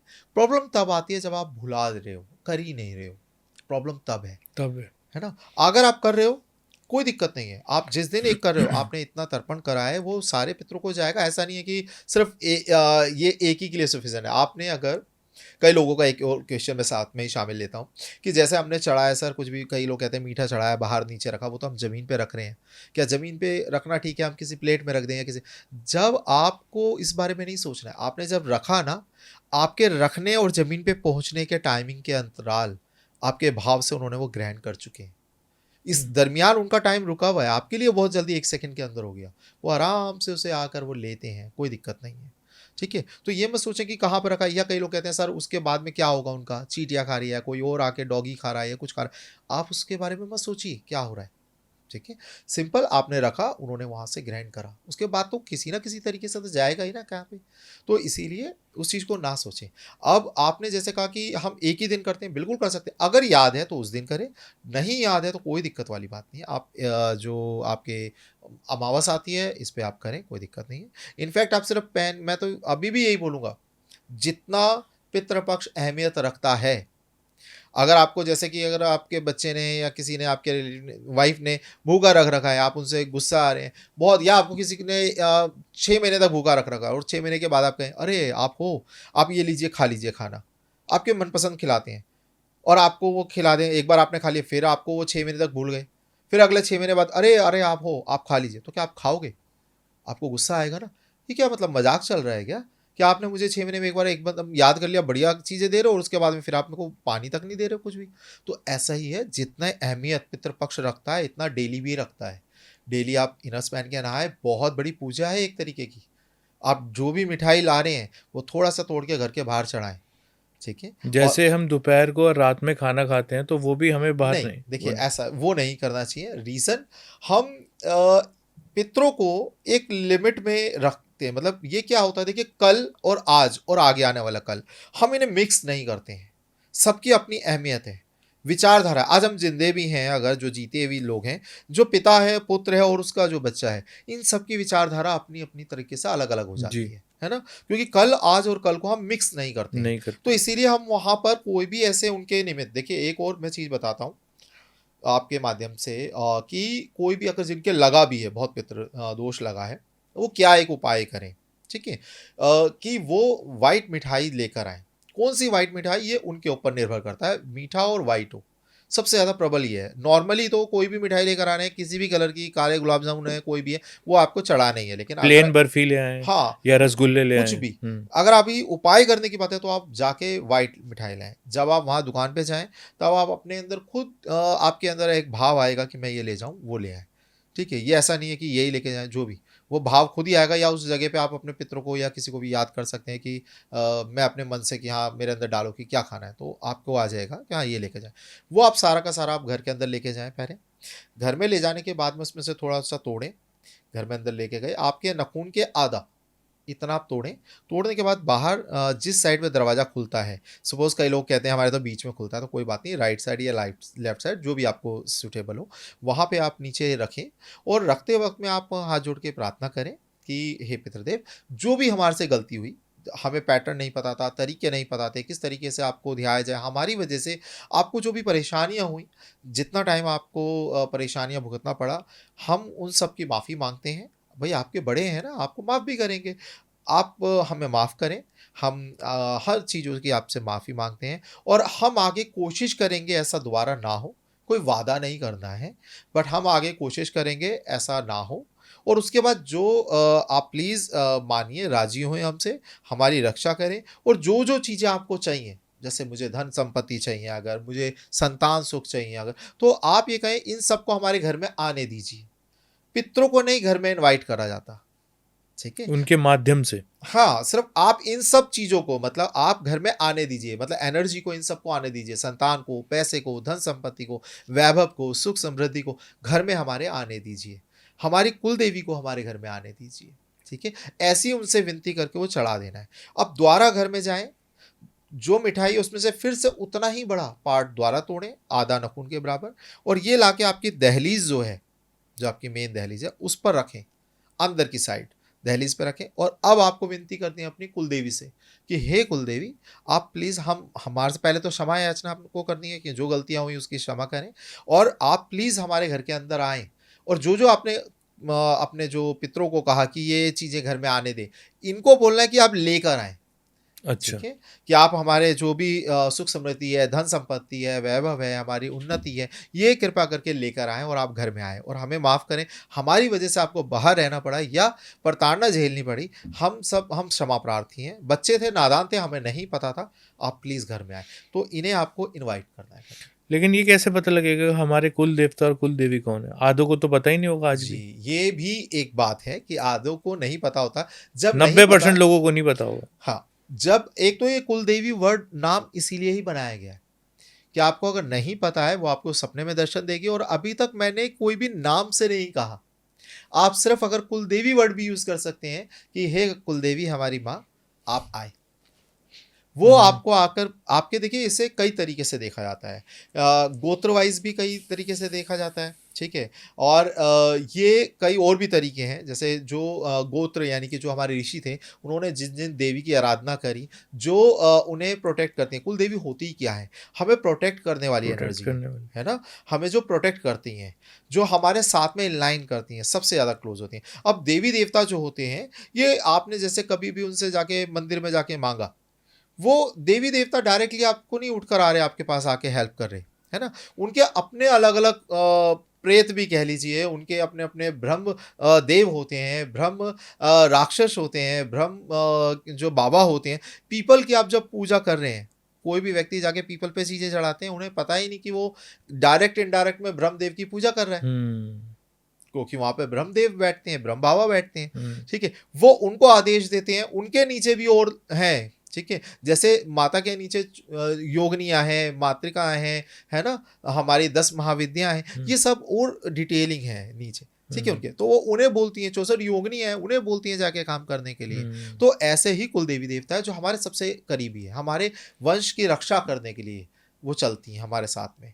हमारे सबसे ज़्यादा पास करीबी अगर है तो वही हैं, फिर पितृ हैं, ठीक है, जो भी हमारे ये वाहक ही हैं चीज़ों को लाने के लिए। तो ये एक तरीका है, पैटर्न है, अगर इसे समझते हैं तो आपका ये बिल्कुल बहुत फ़र्क पड़ेगा। और ये मैं दावे के साथ कह सकता हूँ, इसमें कोई बहुत बड़ा रॉकेट साइंस भी नहीं है, इसमें कोई आपको बहुत बड़े पूजा सबसे पाठ की सिंपल जरूरत नहीं। चीज बताइए बहुत आपने। सिंपल। अब इतनी सी चीज़ अगर कोई कर ले, मैं किसी आडंबर में बहुत बड़े फंसाने की बात नहीं कर रहा, बहुत सिंपल तौर पे आपके पितृदोष आपको दिखाई देगा प्रत्यक्ष रूप में, चीज़ें ठीक होती हुई।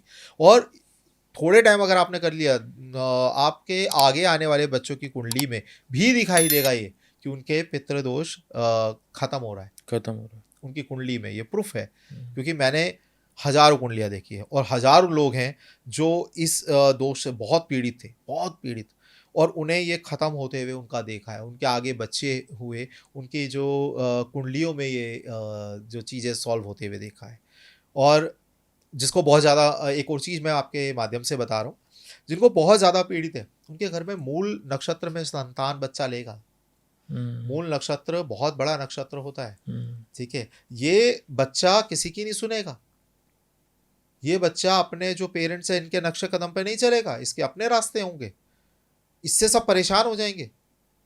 लेकिन अगर ये सही तरीके से हुआ तो ये उद्धार कर सकता है, पूरे पूरे कुल का उद्धार कर सकता है ये बच्चा, जो मूल नक्षत्र में जन्म हुआ। मूल नक्षत्र ही केतु नक्षत्र, केतु का है। और पितृदोष इससे भी लगता है, केतु इससे भी बिगड़ता है, ठीक है, कि आपने, केतु है जड़, आपने जड़ों को छोड़ दिया अपनी।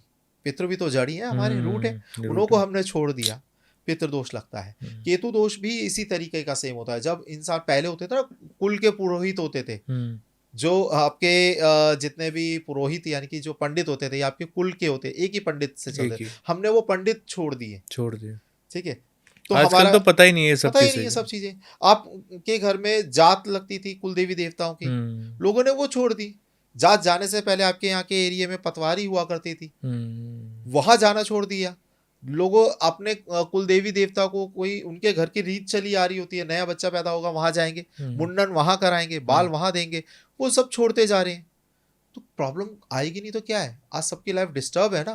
पहले पैसा चाहे नहीं होता था, और पैसा भी देखिए, पैसा ऐसा नहीं है, आजकल लोग कहते हैं पैसा नहीं होता था पहले, नहीं, पैसा नहीं, उनका रहने का तरीका बहुत जमीन से जुड़ा होता था। पैसा बहुत होता था। आज आप जितने छोटे से गज में रह रहे हो, 25-25, 50-50 गज में रह रहे हो, अरे इनके यहाँ पर तो इतने एरिया में के अंदर तो यूं ही किचन, इससे भी बड़े एरिया में तो किचन होती थी, है ना, इतने इतने बीघा जमीन होती थी। किस बात की कमी थी, किस लिए? आपको पैसा लगता है कि सिर्फ एक लिविंग स्टाइल, हम अच्छे कपड़े पहन ले तो पैसे वाले हैं, नहीं, ऐसा नहीं होता है। बहुत साधारण दिखते थे वो, लेकिन उनके पास में सम्मति, आपने शांति, कुल एक होता था, सब चीजें। तो रीजन है, पितृदोष नहीं होता था। वो अपने कुल देवी देवताओं को समझते थे। ठीक बात। ये रिचुअल हमने सारे छोड़ दिए, और ये सब लाइफ आज जहाँ है, हमें लगता है थोड़े पैसे आ गए, अरे बहुत कुछ हो गया, ऐसा नहीं होता है। सर एक चीज मैं आपसे पूछना चाहूंगा, जैसे कुछ लोग होते हैं जिनके संतान नहीं होती, उनका अब कैसे उद्धार होगा पितरों का? क्या कोई और उनका पितृदोष दूर कर सकता है या पिंडदान कर सकता है? जी, तो हम इस पे बिल्कुल, बहुत अच्छा ये भी क्वेश्चन है, हम इस पे पूरी अच्छे से चर्चा करते हैं। देखिए, इसको समझने के लिए पहले कर्मों को थोड़ा सा हम समझ लेते हैं, ठीक है। क्योंकि संतान अगर आपके नहीं हो रही है, या कईयों के लड़कियां ही हो रही है, इसको भी शामिल कर लेते जी हैं, क्योंकि ऐसा कहा जाता है भाई लड़कियां नहीं करेंगी, नहीं है करेंगी, ना, तर्पण पिंडदान नहीं नहीं करेंगी, करेंगी। लड़कियां कुछ नहीं करेंगी, क्यों कहा जाता है? बहुत बड़ा टॉपिक है जी ये। रीजन क्या है कि लड़के ही सिर्फ करेंगे, लड़कियां नहीं करेंगी, जी है ना?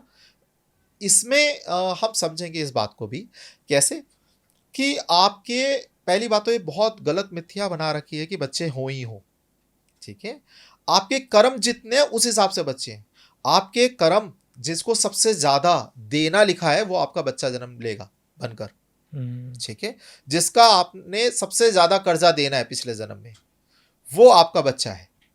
आप इसके पीछे सारा खर्चा कर रहे हो, उसकी तबीयत खराब हो रही है, सब कुछ, इससे कुछ मांग भी नहीं रहे, ठीक है ना? बाहर कोई 10 रुपए ले जाए, आपको दर्द हो जाएगा, सही बात। ठीक है? आपका बच्चा 10 रुपए का नुकसान कर दे, कोई बात नहीं, आप उसे खुद नुकसान करवाते हो, ले बेटा ये ले ले, है ना? सही क्यों? बात। वो आपका कर्जदार, आप उसके कर्जदार हो, वो आपसे कर्जा लेने के लिए ही आया है, हम्म, ठीक है? उसके बाद जरूरी है गारंटी आपका बच्चा लायक निकलेगा? हो सकता है नालायक भी निकल जाए, कोई पता नहीं कोई है ना, पता नहीं। लेकिन फिर भी आप कर रहे हो उसके लिए, और करोगे आगे, है ना? Life time. Life time. ये यही होता है कि अगर आपका कर्म बहुत ज़्यादा है, मतलब मैं ये कहता हूँ कि जिसके 95% कर्म अभी पेंडिंग है, तब आपके पुत्र संतान जन्म लेगी। अभी ये चक्र बहुत लंबा है, यानी कि आपका, आप पितृ भी बनोगे, प्रेत भी बनोगे, बहुत सारी चीज़ें होंगी। अगर आपके 95% कर्मा सॉल्व है, 5% रह गए, तो आपके बेटी होगी, बेटा नहीं होगा फिर, ठीक है? बेटी होगी। अगर परमात्मा चाहते हैं कि आप उद्धारक, आपका उद्धार हो, तो आपके बेटी भी होगी और बेटा भी होगा, बट आपके कर्म है 95%, बट उद्धार आपको कर सकते हैं, फिर बेटी भी होगी। आप अगर मतलब मान लीजिए आपके 95% कर्म सॉल्व है, ठीक है, मतलब तो आपका मतलब वहाँ पे बेटी होगी और बाकी 5% भी उद्धार हो सकते हैं, और आपका ये आखिरी जन्म ही है, तो आपकी संतान ही नहीं होगी। आपके इतने कर्म सॉल्व हो चुके हैं, सिर्फ कुछ जो थोड़े से अटके हैं उस वजह से आपने जन्म लिया, आपकी अब संतान ही नहीं है, आपको प्रेत योनि में जाना ही भी नहीं है। अगर आप इस जन्म में भी थोड़ा अच्छे कर्म कर लोगे तो आप, इस चीज को लेकिन लोग नहीं समझ रहे, हमें बच्चा चाहिए। अरे आप उस लोगों जगह, के तो बच्चे नहीं हो रहे, वो तो इतने ट्रीटमेंट करा रहे हैं। प्रॉब्लम है, यही तो चीजें हैं। लोग बाग देखिए, आजकल डॉक्टरों का कैसे चलेगा काम? एक बार बताइए, आपको जरूरी है, मैंने अभी इस जगह एक वर्ड ऐड करा, आप उस चीज को थोड़ा गंभीरता से लेंगे कि आपका पुत्र जरूरी वो आपको आपका नाम रोशन करेगा? क्या गारंटी कार्ड, कोई डॉक्टर गारंटी कार्ड दे रहे हैं? कोई नहीं दे रहा। फिर आप किसी को अडॉप्ट क्यों नहीं कर सकते हो? क्या वो भी पिंडदान कर सकता है? बिल्कुल कर सकता है। आप लेकिन उसे, वो तो हमारे ना गोत्र का है। एक्चुअली अडॉप्ट का एक तरीका ही होता है। आप उस तरीके से, अगर सनातन के अंदर भी ये तरीका है कि आप उस चीज को अपने अडॉप्ट कर सकते हो, और वो आपका पिंडदान भी कर सकता है, तो सारी ऐसे चीजें तो बेटी भी कर सकती है फिर। बेटी का भी हम कॉन्सेप्ट उठाएंगे, बेटी क्यों नहीं करती है, ठीक है, उसका कॉन्सेप्ट उठाएंगे। पहले हम ये समझ रहे हैं कि बेटा अगर किसी का है नहीं तो आप अडॉप्ट कर सकते हो। ये आप उससे अगर कुछ नहीं चाहते हो और आपने अडॉप्ट कर लिया, आपका जीवन उद्धार हो जाएगा पूरा। आप उससे कुछ नहीं चाह रहे हो और आपने सिर्फ उसको देना है, जैसे अपने बच्चे को आप करते हो, उसको आप सिर्फ दो, बेटा आपकी लाइफ है, उसकी लाइफ बन रही है और आपने सिर्फ दिया, आप अपनी ज़िंदगी में अच्छे करें, बात खत्म। और वो आपका बिल्कुल पिंडदान कर सकता है अगर आपको लगता है। वैसे आपको ज़रूरत नहीं पड़ेगी, ये अगर आपने कर लिया इतना बड़ा चीज़ निस्वार्थ होकर, आपको पिंडदान की ज़रूरत नहीं है, लेकिन आपको ऐसा लगता है तो वो कर सकता है, बिल्कुल सनातन में इसके है। और इसके साथ साथ अब हम बातें बेटी और बेटे में फ़र्क है ना, तो देखिए दोनों के ना, जो बेटी जन्म लेती है और बेटा जन्म लेता है, दोनों के अधिकार और दोनों के कर्तव्यों में अंतर होता है, ठीक है। बेटी के अलग अधिकार हैं और कर्तव्य अलग है, बेटे के अलग अधिकार हैं और कर्तव्य अलग है, ठीक है। अब क्या है उन पे हम बात करते हैं। बेटे को अधिकार दिया, एग्जाम्पल लेते हैं, आपकी प्रॉपर्टी के अंदर हिस्सा बेटा लेता है, ठीक है, कि बेटा का, आजकल वो बात अलग है कि बेटी को भी देते हैं या वो आप देते हैं, बात अलग है, लेकिन जो है हिस्सा बेटे का पहले, जैसे कि हाँ जी बेटे का हो गया ये चीज़ें, लेकिन बेटे को दिया हुआ आप वापस ले सकते हैं अगर उसने आपकी टेक केयर नहीं करी अच्छे से। आपको कोई पाप नहीं चढ़ेगा क्योंकि उसका कर्तव्य है। एक अधिकार मिला है तो एक कर्तव्य है, ठीक है। उसको अधिकार मिला है, आपकी प्रॉपर्टी ले सकता है, उसका अधिकार है, लेकिन उसके साथ में उसका कर्तव्य जुड़ जाता है आपकी सेवा करने का। अगर वो सेवा नहीं करता है तो आप उसे वापस ले सकते हो जो भी दिया गया है, चाहे आप इसे कहीं भी डोनेट करो, अब कोई आप किसी भी पाप के भागी नहीं हो, ठीक है, अगर वो अच्छा है, लायक है बच्चा, आपका टेक केयर अच्छे से कर रहा है, बुढ़ापे का सहारा सब चीज़ है, तो आप बेशक उसे दे देंगे। वैसे मुझे लगता है कभी भी बच्चों को इस तरीके से नहीं मतलब बेसिकली आंकना ये चाहिए। हाँ आंकना चाहिए या कुछ भी, क्योंकि ये पूरा सिस्टम ही अलग है, गलत तरीके से हो गया है और इसीलिए पितृदोष भी लगता है कहीं ना कहीं, क्योंकि 3 पीढ़ी अगर सुधार लें अपने कर्म, पिता, उसका बेटा और उसका बेटा, ये 3 पीढ़ी अगर सुधार लें, पितृदोष 101% खत्म हो जाएगा। कोई एक दूसरे से उम्मीद ना रखें कि सिर्फ हम कर रहे हैं, हम हमारा ये कहीं ना कहीं परमात्मा की तरीके से रह गया होगा, हमने करा, हमारा काम है, ठीक है कर दिया, ओके, अब आप अपनी ज़िंदगी अच्छी बनाओ ताकि आप आगे के लिए कर पाओ, यहाँ तक बहुत है, हमें आपसे नहीं चाहिए कुछ भी, ठीक है, क्योंकि आज स्वार्थ के लिए बच्चे पैदा हो रहे हैं, ये है सच्चाई। क्या ये बड़ा होकर हमारे लिए लाठी बनेगा? क्यों लाठी बनेगा? गारंटी कार्ड है, क्यों बनेगा? आप ऐसा क्या है जो वो करेगा और आप नहीं कर पा रहे हो? सही बात है।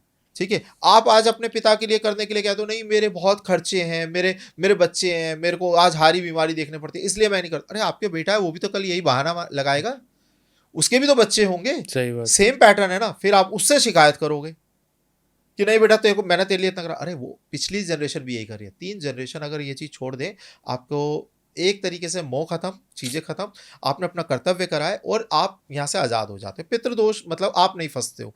लेकिन बात अभी हम कर रहे हैं बेटे बेटी की, तो बेटे के साथ में कर्तव्य जुड़ गया, ठीक है, कि वो आपके टेक केयर करेगा, अगर उससे सारी चीज़ें मिल रही हैं और मिलती हैं तो ये ठीक है यहाँ पे, और वापस भी ले लोगे, कोई यहाँ पर दोष नहीं है आपके दोष ऊपर। नहीं।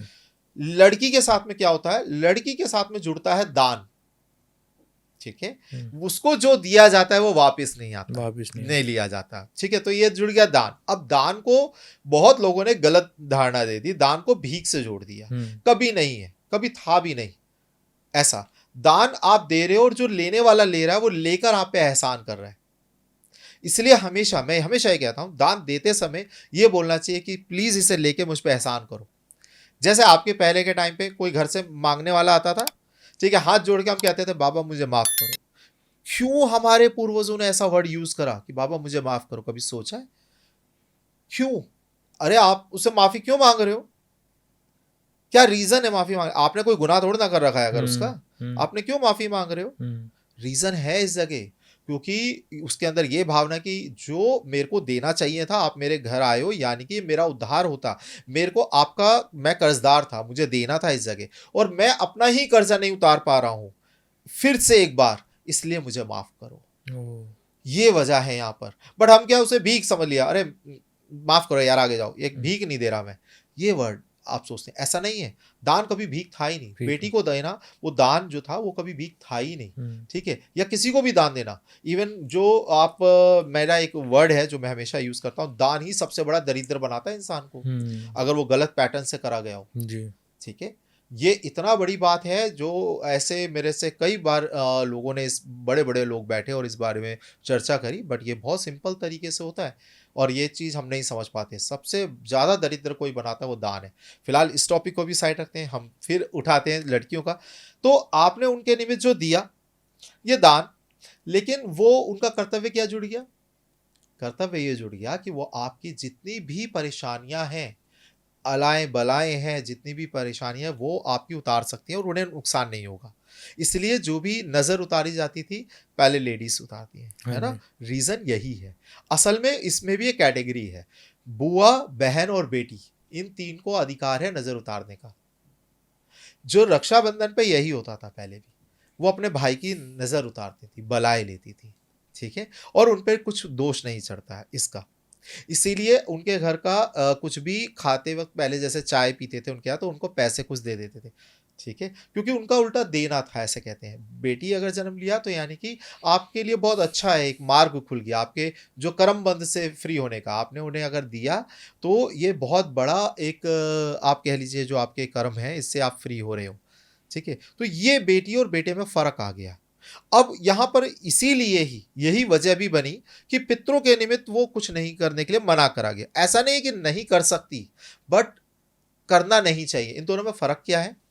फ़र्क ये है कि बेटी ने अगर करते वक्त में कुछ मांग लिया तो यहाँ पे उन पे दोष लग जाएगा, पितरों पे, क्योंकि जैसे आपने उसके घर गए, जो बेटियों के जब घर जाते थे तो वहाँ जाके चाय पीते थे, पैसे रख देते थे, कि आपने हमें कुछ हमारे लिए करा, हमने यहीं पे मैटर खत्म कर दिया, पैसे रख दिया, हमारा यहाँ पे खत्म हो गया। उस नहीं तो उस जगह अगर वो उसने कुछ मांग लिया तो आपको फिर वो देना पड़ जाएगा, क्योंकि वो एक कर्जा आप में चढ़ गया। ऐसे ही पितरों का, इसलिए पितरों को लिए बोला गया कि आप ना ही करें तो बढ़िया है, क्योंकि उस टाइम पे अगर लड़की ने पितरों के लिए तर्पण करा और कुछ मांग लिया ना, तो वो पहले से अटके हुए हैं बेचारे, अभी क्या दे पाएंगे? है ना, वो इस जगह और अटक जाएंगे। अब उनकी मुक्ति के लिए हम कर रहे हैं जो भी, उनकी वो मुक्ति होने की बजाय वो पहले लग जाएंगे आपके लिए करने में। आपने कहा हमारी रक्षा करना, वो पहले अब आपकी रक्षा करेंगे। फिर अपनी मुक्ति करेंगे। आपका जीवन चक्र इतना बड़ा है, पहले वो आपकी रक्षा के लिए बाध्य हो गए, उसके बाद वो करेंगे। तो वो उल्टा फंस गए, वो मुक्त नहीं हो पा रहे। तो ये कहीं ना कहीं इनडायरेक्ट में प्रॉब्लम में आ गए। ठीक है, तो यहाँ पर इसीलिए लड़कियों को कहा गया कि उन्हें नहीं करना चाहिए, लेकिन ऐसा नहीं है कि कर नहीं सकती, तब कर सकती हैं जब उनकी कोई इच्छा नहीं है, कुछ मांगे ना, वो कुछ मांगे नहीं, तो वो बिल्कुल कर सकती हैं निस्वार्थ भाव से। निस्वार्थ कि जी मैं देना चाहती हूँ, परमात्मा प्रभु मैं आपको साक्षी मानती हूँ, प्लीज ये जो मैं तर्पण कर रही हूँ इसका भाग मेरे पितरों तक पहुंचे, ठीक है, और उन्हें शांति मिले। मतलब करने में कोई प्रॉब्लम नहीं है, प्रॉब्लम नहीं लेकिन एक्सपेक्ट करने में हाँ। प्रॉब्लम है कि अगर अब ये कुछ मांग लेंगे तो उनको हाँ, दिक्कत हो तो जाएगी। दिक्कत हो जाएगी। इसीलिए हमारे जितने भी पुरोहित जो पहले के थे लोग, इन्होंने मना करा सारा से कि नहीं करना चाहिए। ठीक है, इस जगह हम जैसे एक क्योंकि एग्जांपल, लड़कियां कुछ ना कुछ मांग ही लेती हैं। दिक्कत ये है। अब जैसे इसीलिए एग्जांपल है कि ये भी मैं आपको देना, जैसे कि ऐसा कहा जाता है कि जब लेडीज को पीरियड्स आते हैं मंदिर में ना जाएं। ऐसा कुछ नहीं है कि वो अशुद्ध हो गई, ऐसा कुछ नहीं है। ये उन्होंने चुनाव करा क्या इसका? नहीं ना, उन्होंने क्या ऑप्शन दिया गया कि आप लेडी बन के पैदा हो, जेंट्स ना बन के पैदा हो, ऐसा कोई ऑप्शन था आपके पास? नहीं ना। आप अगर लेडीज बन के कोई पैदा हुआ, आपके पास ये कोई चुनाव है कि ऐसा टाइम नहीं आएगा, ये सर्कल आपका जो आ रहा है ये नहीं आएगा, ऐसा कोई चुनाव है? नहीं ना। तो ये आपका कुछ नहीं है। ये देखिए, इसके अंदर इसका अलग सेंस है।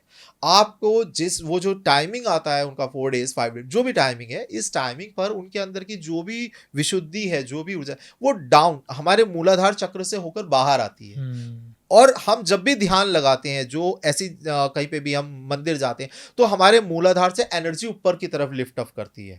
ठीक है, सहस्त्रार के लिए हमारे 7 चक्रास के अंदर मूलाधार हमारे जो एकदम रीढ़ की हड्डी पे है, और यहाँ से हमारे सहस्त्रार के लिए एनर्जी फ्लो करती है ऊपर। तो ये साइकिल बिगड़ ना जाए, इसलिए मंदिर जाने से कहा जाता है कि मना करते हैं। ऐसा कुछ नहीं है कि वो अशुद्ध हो गए, ऐसा कुछ नहीं। ऐसे बहुत लोग हैं जो इन्होंने अपना सब कुछ छोड़ दिया, मतलब जो एकदम मीरा बन गए समझ लीजिए अपने कान्हा के रूप में, वो तो उनके लिए सब कुछ करती हैं। ऐसे टाइम पे जिन्होंने अपना घर बार कर दिया, उनको ये टाइम आता था कि खाना को भोग नहीं लगाएंगे अपने, लगाएंगे ना।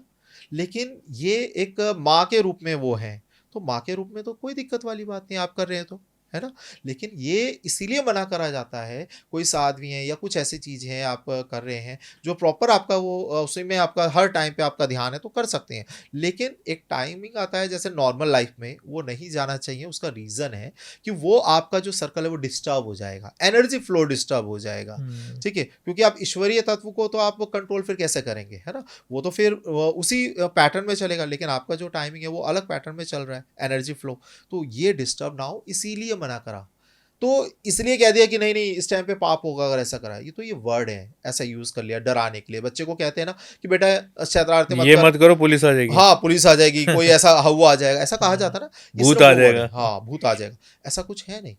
ये हवा बना दिया गया है सिंपल। इसके पीछे के जो पैटर्न है, अब वो इतना पैटर्न कोई डिटेल में नहीं जा रहा, डीप नहीं जा रहा, इतनी बात। ऐसे ही लड़कियों को एक आगे मत करो पितरों के लिए, क्योंकि अगर गलती से कुछ मांग लिया तो उनकी योनि व्यर्थ हो जाएगी। ठीक है, इसीलिए अदरवाइज कोई निस्वार्थ करता है तो बिल्कुल कर सकते हैं। जी सर, बस अब हमारे पास समय थोड़ा कम है, इसलिए मैं आपसे जल्दी जल्दी 1-2 सवाल लूँगा। सर, क्या पितरों की फ़ोटो अपने घर में लगानी चाहिए? ठीक है, देखिए हर एक चीज़ में घर की बात हम करें तो वास्तु शामिल होता है इसमें, है ना। वास्तु के अंदर आपको सिर्फ एक स्थान दिया गया है पितरों का। ये स्थान है आपका साउथ वेस्ट एरिया। ठीक है, साउथ वेस्ट एरिया के अंदर आप, अगर मैं आपको प्रॉपर डिग्री बताऊं, घर के सेंटर से खड़े होकर आप अगर 225 डिग्री देखेंगे तो ये साउथ वेस्ट एरिया आता है। इस डिग्री के अंदर आप यहाँ पर अपने पितरों की अगर लगाना चाहते हैं फोटो, आप लगा सकते हैं, कोई दिक्कत नहीं है। यहाँ पे अपने फैमिली की भी आप जो जिंदा है हंसते हुए फोटो लगाना बहुत अच्छी बात होती है यहाँ और ईस्ट साइड पर, यहाँ पे। लेकिन आप पितरों की चाहें तो लगा सकते हैं, ऐसा कोई दिक्कत नहीं। लेकिन इसके अलावा आप, कई लोग मंदिर में लगाते हैं, वहाँ ना लगाएं। मंदिर में लगाना गलत हो जाता है, मंदिर में नहीं लगाना चाहिए। किसी भी दीवार पे लगा देते हैं, हाँ वो गलत है। किसी भी दीवार पे नहीं लगाना है, सिर्फ साउथ वेस्ट में लगा। हाँ, प्रॉपर एक एरिया साउथ वेस्ट एरिया, यहीं पितरों की सिर्फ होने चाहिए, और इसके अलावा कोई और स्थान नहीं दिया जाता है। ठीक है, पितरों को। ठीक है सर, आपने जैसे 2-3 उपाय बताए थे कि एक आपको इनर पहन के नहाना चाहिए, इससे पितृदोष होता है, ख़त्म होता है। दूसरा आपने बताया था कि जब भी हम कुछ मीठा लाएं तो अपनी चौखट में बाहर राइट बाहर साइड या चलाएं। लेफ्ट साइड जी, में जी। थोड़ा सा रख दें और चौखट के अंदर अपने कुल देवी देवता के लिए रख दें। और कोई उपाय सर इसके अलावा पितृदोष करने के लिए? जी। और इसी में एक चीज़ मैं आपसे ये पूछना चाहूँगा कि जो हमने वो रखा है मिठाई, तो उसका बाद में क्या करना चाहिए? ठीक है। देखिए, बाद में वो सिर्फ़ एक वस्तु रह गई। जो भाव था, मेन हर पूजा के पीछे एक भाव होता है, ठीक है? कोई भी आप चीज़ जो दे रहे हैं, वो वहाँ तक फलित ही नहीं करती जब तक आपका भाव शामिल नहीं है। हुँ, आपका भाव जो पितरों को देने का है, उसी भाव से वो एनर्जी उन तक पहुँचेगी। तो जब आपने वहाँ पे चढ़ाया, वो उन तक पहुँच गया उस भाव से, उसके बाद तो सिर्फ़ वो वस्तु है। अब चाहे उसे अगर किसी आप डॉगी आ रहा है, वो खा रहा है, कोई मैटर नहीं है, कोई चींटियाँ खा रही हैं, कोई दिक्कत नहीं है। आप उसे उठा के बाहर भी रख सकते हो। आप कहीं अगर आपको लगता है अभी मैंने रखा है, 1 घंटे बाद में उठा के बाहर रख दो या गमले बाहर। में भी डाल सकते हैं, हाँ, आप डाल सकते हो, कोई दिक्कत नहीं कोई है। इश्यू नहीं, ठीक है, कोशिश करें किसी के खाने की चीज़ है तो कोई खा ले खा बाहर, ले, तो ज़्यादा बेटर है। ठीक है, तो आप बाहर उसे डाल सकते हैं, दे सकते हैं, ठीक है? तो ठीक उसमें है। कोई ऐसी दिक्कत तो नहीं है। कोई और एक उपाय सर जी, वास्तु दोष देखिए दूर करने के लिए? इसमें उपाय मैं एक पर्सनली लोगों आपके माध्यम से जो कि एक हमने इस पे बहुत वर्क करा, संपूर्ण सुरक्षा कवच एक हमारा एक मतलब कह लीजिए हमारा एक प्रोडक्ट नहीं है, ये एक तरीके का आप ये कह लीजिए एक वरदान है हमारे लिए या जो हमने चीज़ें शामिल हुई इसमें, जितनी भी परेशानी है उसमें पितृदोष भी शामिल है। ये एक कोशिश करी कि ये बनाया जाए एक ऐसा चीज़ जो 10 सालों की मेहनत के बाद में बना, तो ये आप ले सकते हैं। इसमें अभिमंत्रित करी हुई बहुत सारी चीज़ें आपको मिलती है। इसमें आप कोई भी एक धार्मिक स्थान पे जाके गया जाके या कहीं भी जाके जितना आप चीज़ें कर रहे हो, वही आपको फल मिलेगा क्योंकि ये इसमें आपसे मिल जाएगा सर? हाँ, ये आप ले सकते हैं, आप लिंक डाल दीजिएगा, ले लेंगे, ठीक है? मतलब लोग अगर जिन्होंने लेना इस पे हम इवन डोनेशन जो इसकी मैन्युफैक्चरिंग कॉस्ट है, उससे भी कम करके क्योंकि इसमें एक अलग इसका प्रोसेस होता है, वो भी हम कभी चर्चा करेंगे कि डोनेशन कैसे क्या भाव होते हैं, कितने टाइप की होती हैं। तो इस पे डोनेशन लगाकर और जो कम करके इसका प्राइस जो लोगों तक पहुँच पाए, आम बंदा भी इसे खरीद पाए, तो उसमें नज़र दोष, पितृ दोष, उसमें कुल देवी देवता के लिए, वास्तु के लिए बहुत सारी चीज़ें, इसलिए इसका नाम संपूर्ण सुरक्षा कवच है। तो ये सारी चीज़ें इसमें शामिल करी गई। तो एक ये भी उपाय है, इससे आपके मतलब बहुत हद तक चीज़ें खत्म हो जाती हैं, ठीक है? आपको कर्म लेकिन प्रधान है, कर्म आपको करना होगा, ठीक है? आपको जो चीज़ें क्योंकि इसमें कई ऐसी सामग्रियाँ दी है अभिमंत्रित करके, इसमें 108 सामग्रियों से ज़्यादा मिलाकर बनाया गया है। इसमें हमने 15 ऑकल्ट साइंस मेथड को हमने यूज़ करा है, ज़ेबू सिंबल से लेके हर एक चीज़ इसमें शामिल करी है। तो इसमें वही चीज़ है, सवा लाख मंत्रों का उच्चारण करा जाता है, पर्सन के पर्टिकुलर नाम के हिसाब से इसे बनाया जाता है, ठीक है? तो ये सारी चीज़ होती है। तो सिंपल उसमें जो सामग्री है, जो चीज़ है, जो तो प्रोसेस इसको है, कहाँ रखना होता है सर? इसको देखिए इसमें मतलब हर एक चीज़ के बहुत इसमें डिटेलिंग है, इसमें सारी बताई जाएगी, कहाँ रखना है, कैसे करना है। और पितरों के लिए जो इसे बहते हुए जल में प्रवाहित करना होता है, एक पितरों का एक बार दीवा जलाना है, एक बार बहते हुए जल में प्रवाहित करना है, ठीक है? ये 2 चीज़ें इसमें हैं। अब वो 2 चीज़ों को हम आपकी कुंडली देखकर ही ये आपके अनुसार बनाया जाता है कि आपको किस लेवल का पितृदोष है। तो इसके लिए हमें आपके जो चीज़ें डिमांड होती है आपकी कुंडली की, आपसे वो सारी चीज़ें हम लेते हैं, ठीक है? या आपके अगर जैसे आपको नहीं पता आपका टाइम, तो आपके घर में कोई बच्चा होगा, जैसे मैंने पहले बताया सबकी कुंडलियाँ जुड़ी होती है आपस में। उसकी भी कुंडली में पता लगता है कि कौन-सा दोष चल रहा है, ठीक है? घर के अंदर पितृदोष है या नहीं है या किस लेवल का है। तो उसी टाइप से उसमें चीज़ें शामिल करी जाती है कि 3 बार दीवा जलाना है या 2 बार जलाना है या 1 बार जलाना है या आपको 3 बार चीज़ प्रवाह करनी है। तो हम वो चीज़ें उसमें सारी देते हैं। आप सिर्फ़ उसमें व्हाइट मिठाई ऐड करेंगे, फूल ऐड करेंगे, ये दैट्स इट। और कोई बहते हुए जल में या अगर बहता हुआ जल किसी के पास में नहीं है तो पीपल देव पे चढ़ाएँगे। तो इस तरीके से कर सकते हैं। पितृदोष शांत हो जाएगा। जी, बिल्कुल। सर मैं आपसे एक उदाहरण पूछना चाहूँगा अपने दोस्त का। जी, वो इस सब में विश्वास नहीं रखता था कि ठीक है। ये जो पितृपक्ष आता है और ऐसे दान करना चाहिए और पितरों को देना चाहिए। जी, पर एक दिन उसको चेता आया कि मुझे हम मेरे पितरों के लिए या मेरे पूर्वजों या मेरी दादी दादा और मेरे पापा या मेरी मम्मी या जिनके लिए भी मुझे करना है। तो उसने पहले तो अपना गोत्र निकाला, ठीक गोद है। निकाल के फिर उसने दिन निकाले किस किस दिन किसकी डेथ हुई थी। ठीक। कोई आप समझ लीजिए कि चतुर्थी को हुई थी, किसी की द्वादशी को हुई थी। जी, जी, जी। तो उसने उन दिन मंदिर में जाके ब्राह्मण को कुछ कुछ सामान दिया, जैसे चावल, आटा, चीनी या जो भी देना था, और साथ में कुछ पैसे दिए। अब ठीक वो है। पैसे कम थे, सामान ज़्यादा था। ठीक है। तो पहली बार वो गया, उसने दिए, उसने मुझसे ये बात शेयर करी।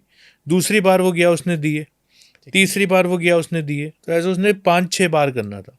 तो फिर वो चौथी बार गया, तो चौथी बार उसको ब्राह्मण ने डांट दिया कि रोज इतना सामान उठा लाते हो, पैसे लेके आओ, सामान क्यों लेके आ रहे हो।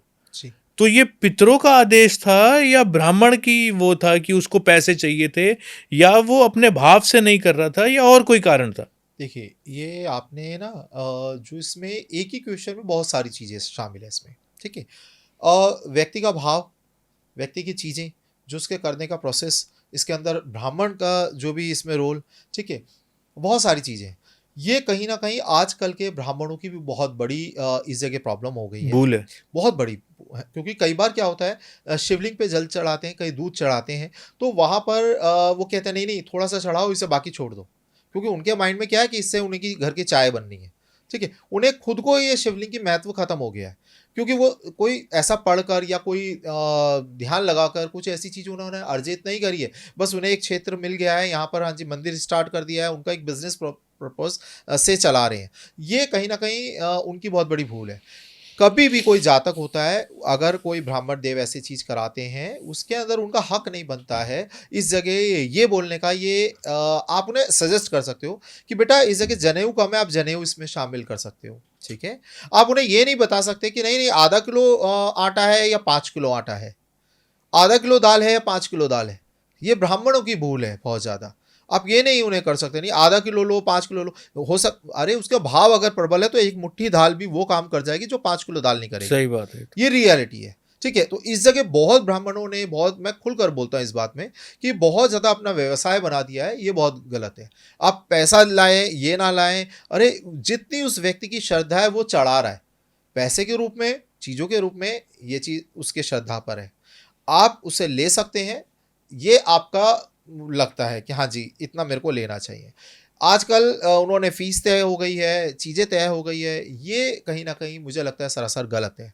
दूसरा, जो व्यक्ति हैं, मैं सिंपल बोलूँगा, जो व्यक्ति हैं, अगर उन्हें ऐसा लगता है मतलब ये उनके भाव पर है। देखिए, ये एक तो पहली बात कि उन्होंने जो भी भूल करी कि भई उन्हें नहीं पता था या जो भी रहा हो, ये अलग मैटर है। लेकिन उन्हें वो वक़्त बहुत अच्छा था जब उन्हें ये याद आया कि मुझे ऐसा करना चाहिए। ये वक़्त उनका बहुत अच्छा था। इसके बाद में उन्होंने इस पे डिसीज़न लिया, ये एक और बहुत अच्छा डिसीज़न था कि मुझे करूँगा। क्योंकि सिर्फ़ चेताए, किसी ने बताया, अब आपकी ये माध्यम से आपको नहीं पता आप कितना बड़ा काम कर रहे हैं। आप कितने बड़ी चीज़ के माध्यम बन रहे हैं। हज़ारों लोग इसको देखेंगे, उन सबको ये मैसेज जाना लिखा है। ये एक मैसेज है, हर चीज़ एक मैसेज है। जी। ये भी एक मैसेज है। बट क्या आपको लगता है वो हज़ारों लोग करेंगे? नहीं। नहीं। आधे नेगेटिव कमेंट करेंगे। किसी का क्या जाएगा? हमारा जाएगा, आपका जाएगा? नहीं ना, ये उनका है। ये उनका जा रहा है, उन्होंने नहीं समझा, ये उनका जा रहा है। तो इस जगह पर, यहाँ पर ये समझना है कि अगर वो व्यक्ति जो आपके दोस्त हैं, ये अगर उस मंदिर में ना देके किसी और में भी दे देंगे तब भी चलेगा, कोई दिक्कत वाली बात नहीं है, कोई दोष नहीं है। लेकिन उसने उस दिन के बाद से नहीं किया। नहीं, इस नहीं, बात को देखो, 5 साल हो गए। वही चीज़ है, वो उन्होंने नहीं करा, ये चीज़ गलत है। उन्हें रोका जा रहा था उनके ग्रह, उनकी चीज़ों के द्वारा। सबसे बड़ा दुश्मन आपकी मैं एक कहूँगा, आराधना का पता है कौन होता है? आराध्य। सबसे बड़ा दुश्मन, पहला। मतलब आप अगर देवी को मान रहे हो ना, सबसे पहले देवी उसे खंडित करेंगी पूजा को। अगर आप महादेव की पूजा कर रहे हो, सबसे पहले वही खंडित करेंगे। परीक्षा वही तो है।